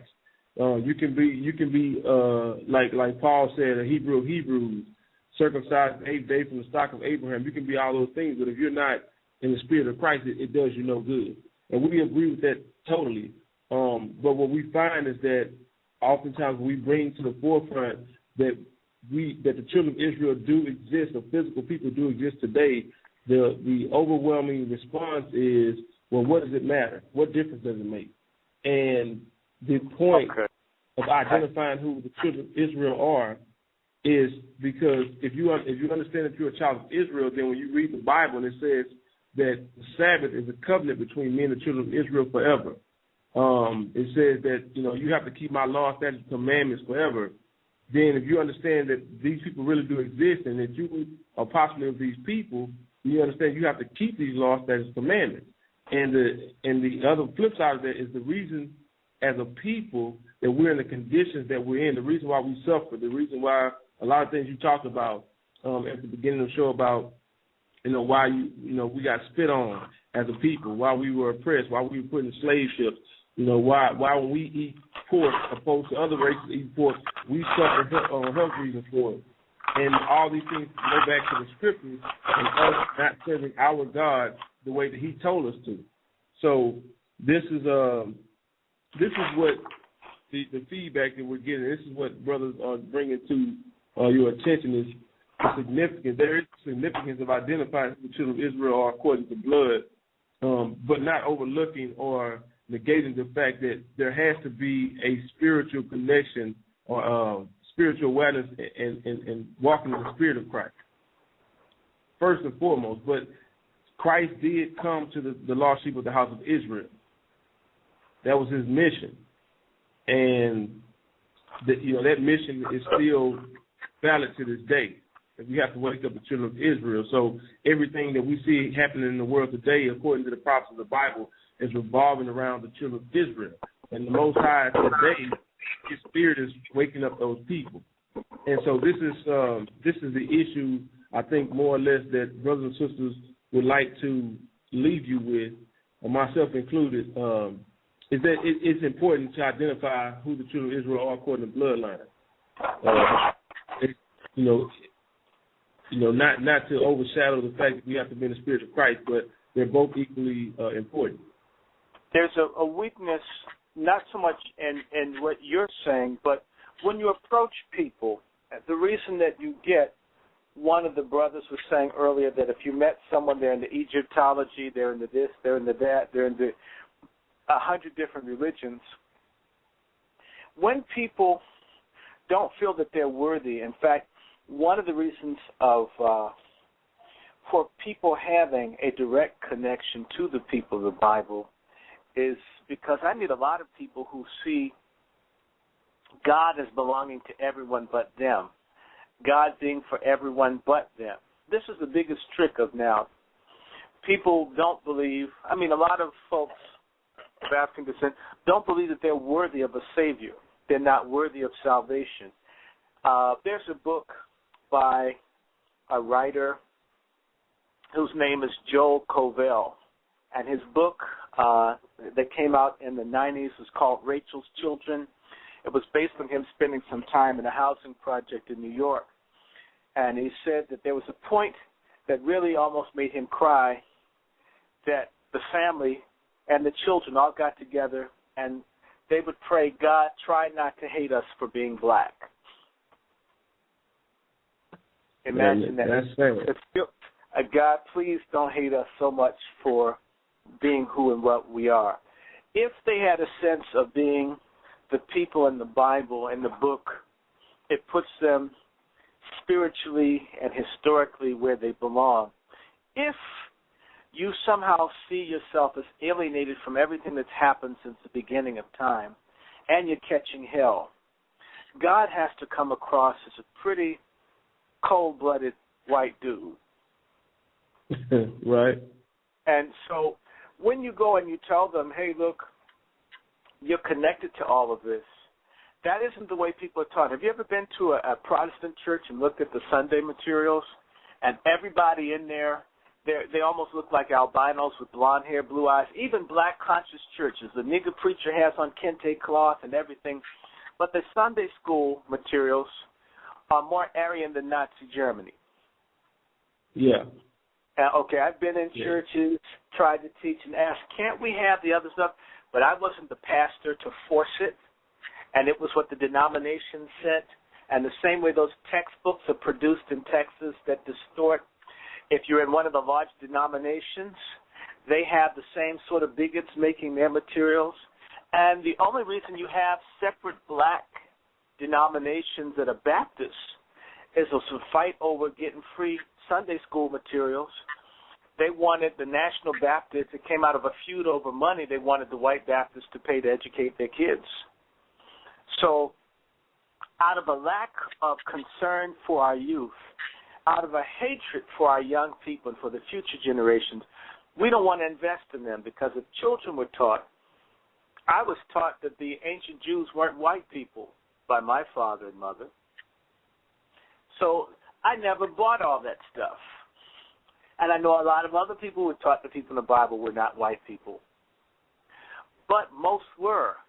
And it's quite interesting, even when I'd go to church, I would be taught one thing by mom and dad, but nobody was producing literature, Sunday school material, to show the real representation of what the people look like. Do you understand what I'm saying? Right. Even when the Passion of Christ came out, I mean, that movie was whiter than Sweden that Mel Gibson made. This is what people get. The Ten Commandments, Charlton Heston. I mean, you get almost every kind of bigot that can be Moses or Jesus, anybody. And yet, if you look at the Palestinians getting blown to bits by Israelis, they look more like, look like Bronx and Brooklyn. It doesn't look like Copenhagen and Denmark. Right. But there's a laziness, and I have to say this, there's a slothfulness. I mean, these Negro churches will have every new top 40 record that comes out on gospel radio. They can produce that, but they can't get imagery or information. They could get it, but a lot of them don't bother. And I know a lot of people, when I had a big fight with a friend of mine who's Indian, and he put up a picture of Jesus, and I said, that's not really him. And he told me, but I'm used to this one. I had a fight with a South African person because I put up a picture of a white Jesus and said, wanted for genocide, mass manipulation, psychological enslavement, colonialism. And the guy went crazy. How dare you attack Jesus? You're talking about Cesar Borgia, right? No, this is a different person, but I got a picture of a white Jesus, and I made fun of the fact that this is a false image. And people got angry because a lot of people's indoctrination is greater than their faith. Yes, yes. Okay? And so, I mean, there are people who do not want to know. And then there are people who are used to something else. So fundamentally, when you go out and you tell them that, hey, there are blacks in the Bible. Blacks were the majority in the Bible. These people from Africa were all over the place. Who do you think that Philip was sharing the scripture of Isaiah with in the chariot? Most people will think that it looked like Enrique Iglesias or something like that. This is due to indoctrination that they receive even from seminary-educated ministers. Don't tell their people the truth, because I'll tell you something. I've been in Africa and been in churches, and in fact, you're more likely to find an accurate representation of people in the Old Testament in America than you will in a church in Africa. Yeah, I've been told these things as well. I've been all over. Jesus is definitely, I wrote a little thing in one of my little diaries that said, if there was any question about whether Jesus Christ was white or not, they need to come to Africa. They'll let you know Jesus definitely was a white dude. It's sad. And if you mention anything, I was with the president of the Ghanaian Bible Society, and I asked him, how come you guys won't change the imagery in your material? And, people are used to it. I don't have the money to print the Bibles to change it. Do you follow? So perhaps when your collective gets strong, you're going to have a publishing wing and a video wing, and you'll put the images out. I saw a wonderful video. Maybe y'all put it out on who the real Hebrews are. It talked about the science. It was a phenomenal video. I sent it to everybody because it's saying how it's connected to the original Hebrews. We definitely have some material. Doctor, I'm sorry to cut you off, but we definitely have some material that we're, I'll touch with you and get you as much material that we have. And a lot of things that you talked about, we have a biblical understanding or a biblical connection to the answer to a lot of those things. We talk about what's going on from Africa to Hawaii. There's a collective effort to keep the poor people of the earth, the Israelite people, who the establishment they know who we are. We were separated and cut off from our heritage and our history, but they never forgot. And the bottom line is the ultimate point is that they can't keep perpetuating the fraud that they're running if they forget. So they definitely remember. Right, exactly. And the goal is to keep us separated from the God of Abraham, Isaac, and Jacob. And they understand that the way to do that is to keep us separated from the law, statutes, commandments that He gave us. And this is what we're doing. We're going out and we're just preaching the truth of the gospel. We're preaching the truth of Christ. And that's what I was asking you earlier. Were you familiar with Cesar Borgia? Are you familiar with that person? Mm-mm. Okay.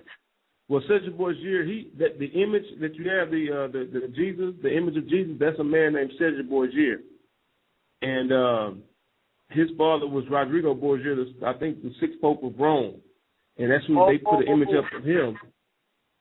You're talking about Michelangelo's boyfriend. Yeah, exactly. He also slept with his sister. I know what you're talking about. Okay, yeah.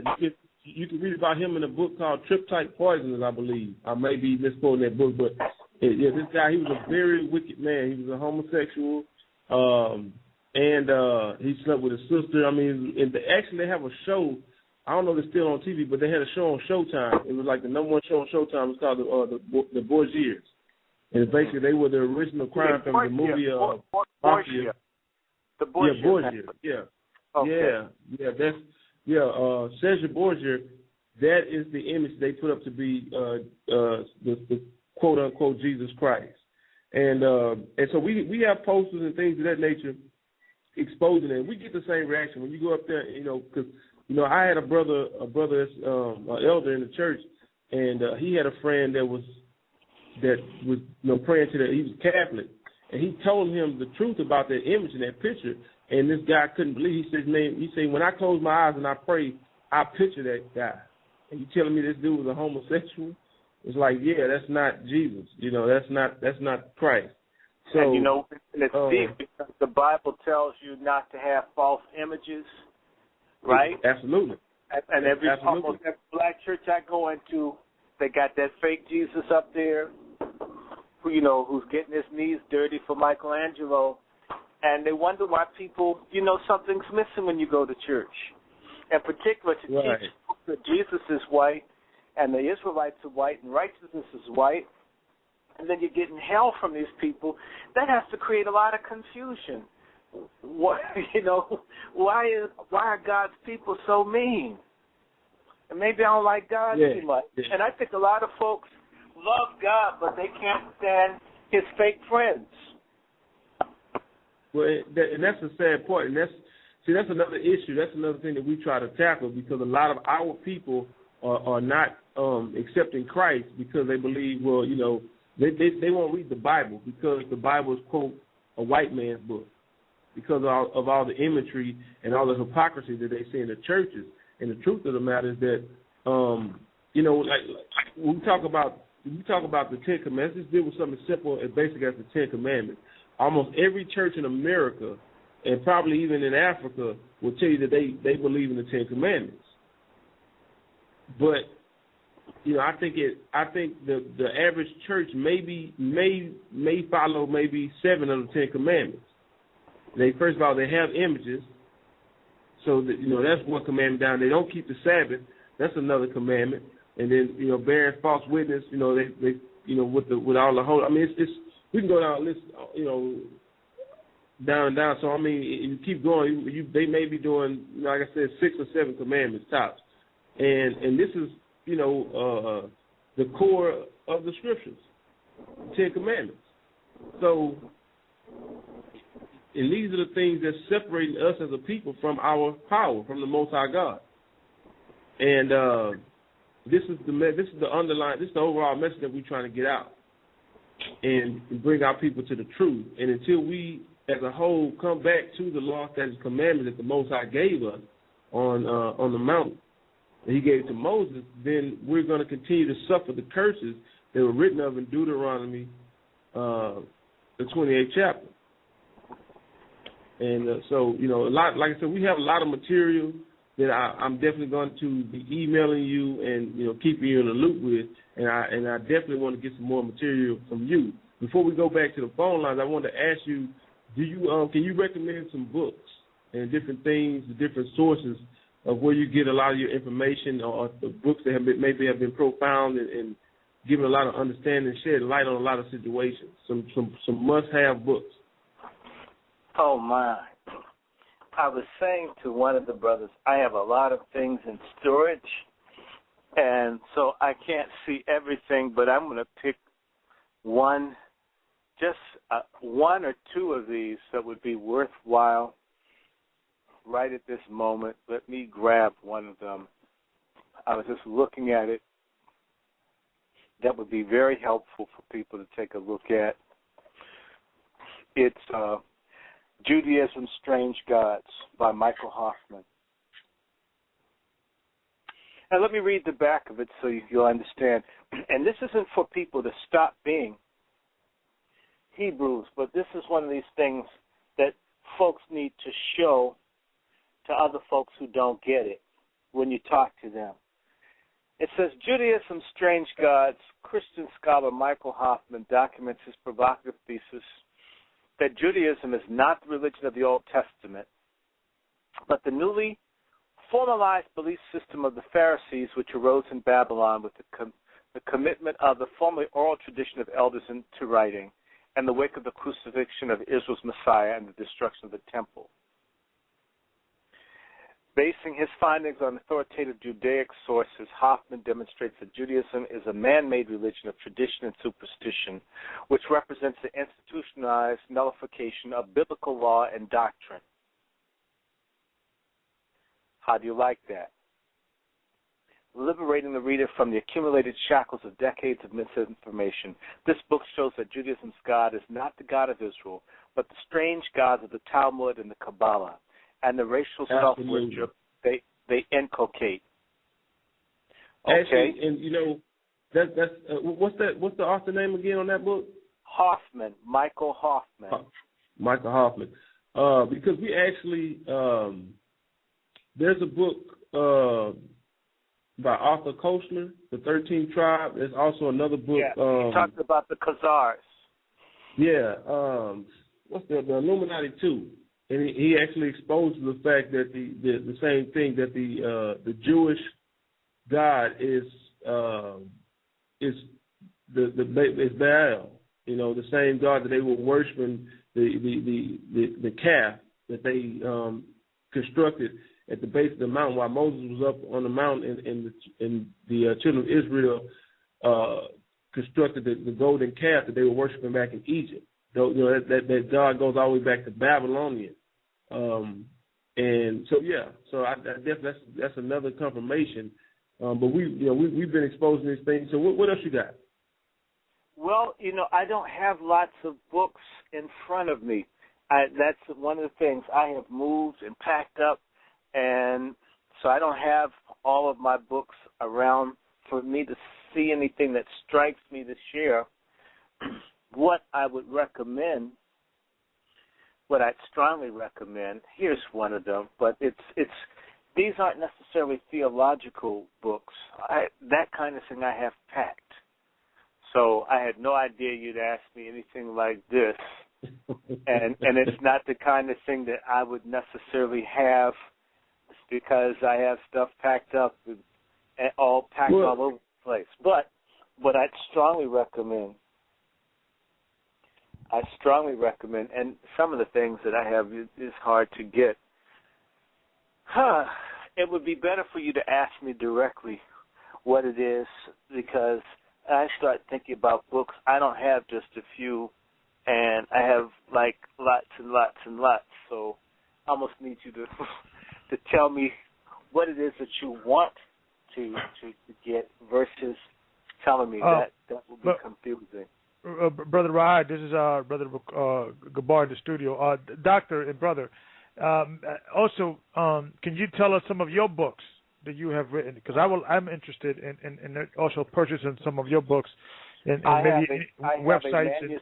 Yeah, please. I have a manuscript that needs to be published, and I have been very derelict. I tend to write things and then not publish them, not because I'm scared. I just have had a very interesting time.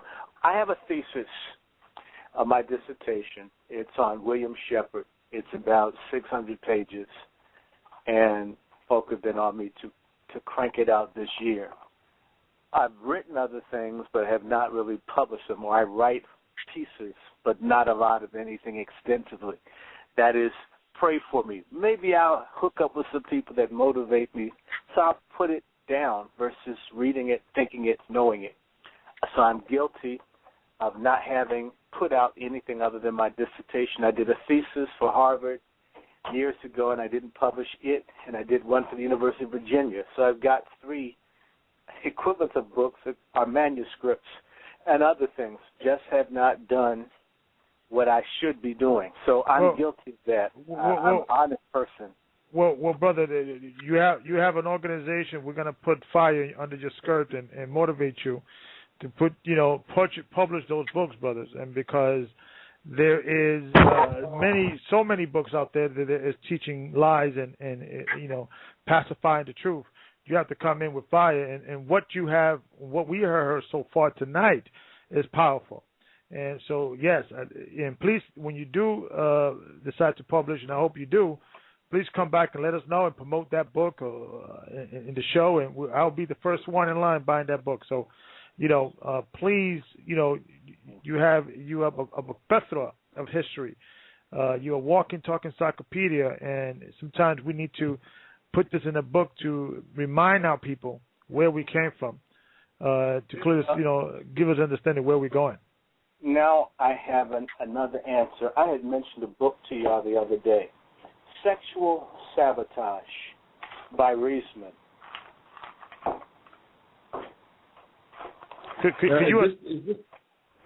Is this the book that? I'm sorry. Go ahead, Elder. No, I just wanted him to expound on the book. The title it sounds interesting. I guess it's a book showing how they've systematically tried to destroy the family through using the Kinsey study, and how they've eroded family values, deliberately so. All these things happening now are quite planned and intentional. They wanted this to happen. And it just shows the influence of pornography and how these people have come through and pushed all this stuff. I'm not opposed to talking about sex, but I'm opposed to them talking to kindergartners about it. Can't teach them to read and write, but you go teach them about sex. Go figure. Go figure. Why do they need to go at 5 and 6? I mean, that's too early. I mean, you can't teach them phonics by law in some place, but you can teach them how to do stuff. I mean, that's debased. And to piggyback what you were saying, brother, I think that's a major important issue that you brought out, because we as black and brown people, we need to understand that we are different. And it's okay to say that we are different from white people. We think differently. We have a different approach in how we raise our kids. We got a different approach in how we govern ourselves. We are different. Like the Bible says, when Rebekah had 2 children and they struggled together in her womb, the Most High told her, 2 nations are in your wombs, and 2 manner of people shall be separated from their bowels. Esau is the progenitor of the Roman European Empire. Jacob is the progenitor of the 12th tribe of Israel, who we are. We are 2 different people. And I think sometimes black and black and brown people, we get caught up not, wanted to look at the world from the white point of view. And we have to, and like I said, we have to speak out on these things. When we have, our 5-year-old daughters, 10-year-old son having a sex education in school, in kindergarten, first, second grade, we have to speak out as parents, and don't be ashamed to say that's not our culture. That's not how we do things in our culture and in our nation. And you have to respect our religion and spirituality. So we have to be more vocal and not being ashamed to be the odd man out or be considered anti-Semitic or be considered whatever. We already are the odd man out. So, brother, I virtually with all the information that you hold, I encourage you, brother, please publish books. Publish books. We're promoting this show. We're promoting the website. There's both books like that needs to be published to tell and to promote the truth. So I just wanted to touch on that. All right, well, we definitely appreciate it. Well, we're going to go to the phone lines. We got about 15 minutes left. We've got a couple more calls in the queue. I'm going to go to, we have Brother Kamar. Shalom, brother. Where you calling from? I'm calling from Michigan. I just want to... Michigan, Brother Kamar. Oh, yeah. I just wanted to... I just wanted to praise the Father, man, the Most High, for... being able to bear witness to the time of mentioned in Ezekiel 37, man, this is the valley of the dry bones waking up right now. You know what I'm saying? This is real. Everybody's standing up, their spirits, and Doctor, you brought out a lot of information, man, and it was a blessing because my pen over here is smoking. I'm running out of ink. You know what I'm saying? So I'm writing down everything, but I just wanted to, put it out there. When you described Obama and everything that, concerning them, those battles were brought forth in the book of Daniel, chapter 11, and it describes basically to a T what's going on over there. And one of the other things I wanted to bring forth, if you all will allow me, is that, this book of prophecy has to remain true. That is no question in this book at all. I mean, this is one of those things to where we got to look at it like it's dear to us, and we got to embrace it as the nation of Israel. That means laws, statutes, commandments, ordinances, Christ, everybody that is mentioned in this book, because we got to remember that He is the beginning and the end, so He knows all. Okay. That's all I wanted to bring forth, brothers. I'm going to let you guys go ahead and finish up the show. Peace and blessings to you all. Okay, well, bless you, brother. We definitely appreciate the support, and I'm glad that you've been edified, and I'm glad to see that brothers are taking notes and writing these things down. And just for those listening, I'm going to place you back in the queue, Brother Kamar. Shalom, person number one for me. But for those listening, you are on blogtalkradio.com. You listen to What Scripture Is That by the Gathering of Christ Church, where we teach our listeners to stand on truth by asking a simple question: what scripture is that? For those who may not have been able to take notes, all shows are archived. So even for you, Dr. Randy Short, if you want to listen to the show again, if you want to send it to a friend, all the shows are archived. You go to blogtalkradio.com/GOC Church, as in Gathering of Christ Church, GOC Church, and you will see the show What Scripture Is That by date and by title. And you can always listen to the show again. You can upload it, send it, and it's for everybody. You can upload it, send it, put it on YouTube. We got our brother Judah's back. He's doing a great job getting the videos and getting these shows on YouTube. So we just try to get it out to as many people as possible. But Dr. Short, the name of the show is What Scripture Is That, so we do like to deal with the scripture. I want to read a scripture to you. I don't know if you're familiar with it or not, but I think it speaks to a lot of things that we're talking about tonight. I'm in Psalms, the 83rd chapter, and I'll start at verse 2.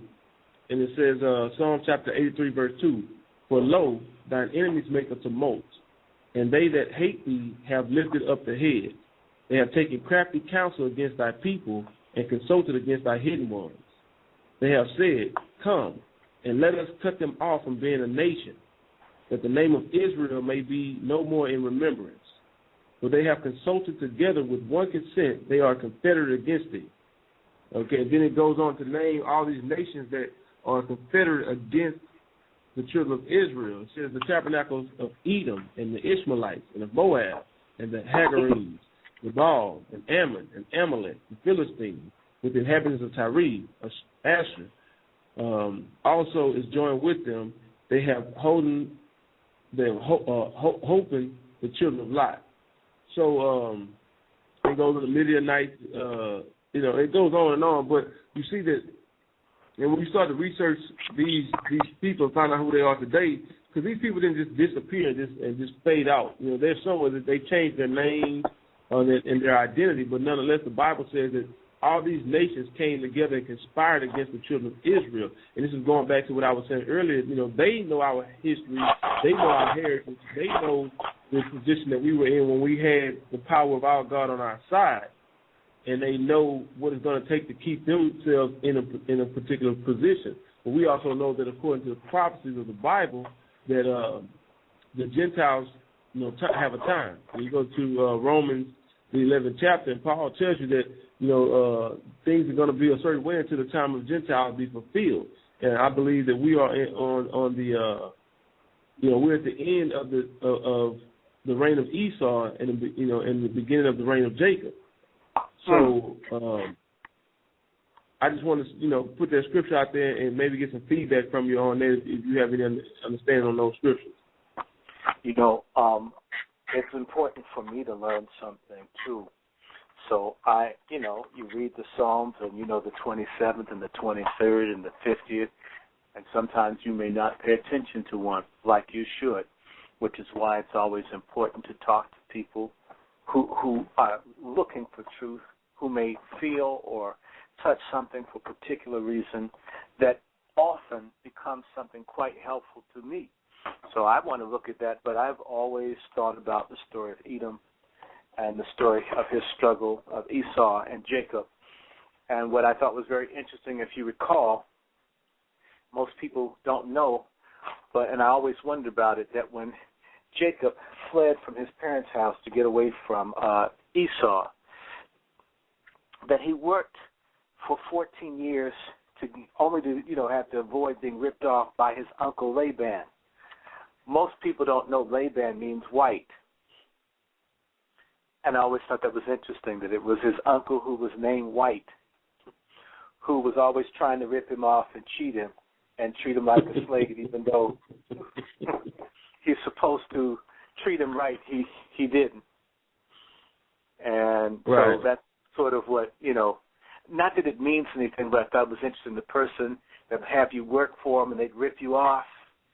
And that Jacob, I was thinking about Jacob the other day, that Jacob was not just a wise man, Jacob was a scientist, because Jacob understood genetics, and that's how he was able to get the sheep mix to come out his way, to beat Laban.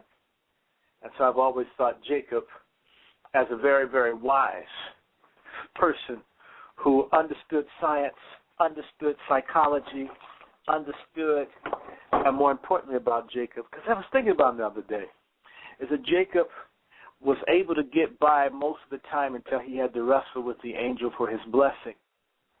That was something that didn't come easy to him. And we've got to struggle to get our blessing back. It may not come easy, but we can't let go.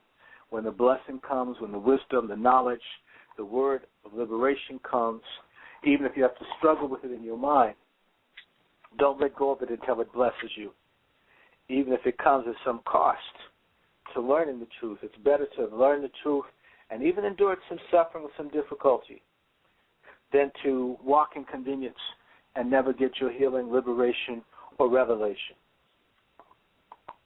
Absolutely. Well, Dr. Short, I really enjoyed tonight's show. I definitely appreciate you dedicating your time. I know, you actually put some other things on hold in order to stay with us the entire time. So I definitely appreciate it. We bless you, brother, and I look forward to working with you in the future to help liberate our people and to bring truth to the light. Like I said, one of the things that stood out is that it's not many brothers. I mean, I guess there are many brothers, and hopefully, by us linking in with you, you'll be able to get us linked in with other brothers that are willing to stand bold for the truth. Because I think it's definitely a movement. And what the brother who called in from Michigan, he was saying, we're in the time of the Ezekiel's valley, the valley of the dry bones, Ezekiel 37th chapter. So the Spirit of the Most High is waking up His people. So more and more people are starting to come into the understanding of the truth and boldly proclaim the truth. Spare not, cry loud. So I look forward to joining this fight with you, brother, and standing for the truth and getting it out to as many people as possible. So we definitely commend you for the work you're doing, and we appreciate you. And like I said, we're going to offer you all the support we can, and we appreciate you offering us support and coming to bless us with the knowledge and information that you've acquired over the years. So, thank you. And I've been blessed. This has been healthy, and this is good because it'll challenge you to read and study both your word and also put some things down. So I thank you for contacting me, and this won't be the last time we exchange, even if it's just through email, pointing some other people to talk to you. So. Okay, well, thank you. Before we got about 3 minutes. Let me bring in Brother Elder Rawchaa. He may want to give some salutations. Brother Rawchaa, are you there?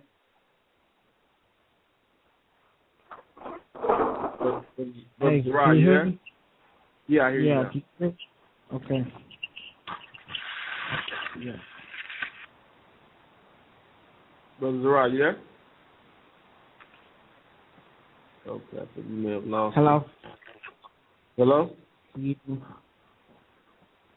Brother Rawchaa?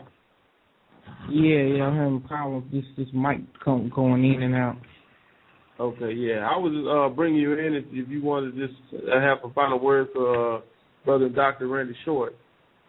Yeah, definitely just again to definitely just thank him for coming on tonight. He's been a big helper, and he's a major resource of so much information, that we couldn't even get to it all in one sitting. But again, that we will be in touch, for future plans, and again, just to thank you, Thank you. Thank you very much. It's been a blessing. Well, Dr. Short, we definitely appreciate it, and I look forward to speaking with you again sometime. And until next time, bless you, brother. Bless you. Bye-bye. Okay, shalom. Yeah. Let's get it. This is why. No real future for the children of tomorrow. Looking out my window, tell me, could you feel my sorrow? No matter what I do, I can't get it right. I'm just a black man in America who wants to live his life. But it's a sad song. You hear them sirens, the season's silence. We raised in violence, caught in the American corporate alliance. You living in a country that was built on Moorish science. Bash your Masons hiding skulls in their basements, dedicate their life to find the secrets of creation. But I wish you knew the secret lies in you, and they put you in the ghetto cause they know that you're a Jew. Deuteronomy 28 verse 68. On a slave ship sold to the 50 states. No, they can't relate. That's why the curses cleave as a sign and the wonder of the prophecies.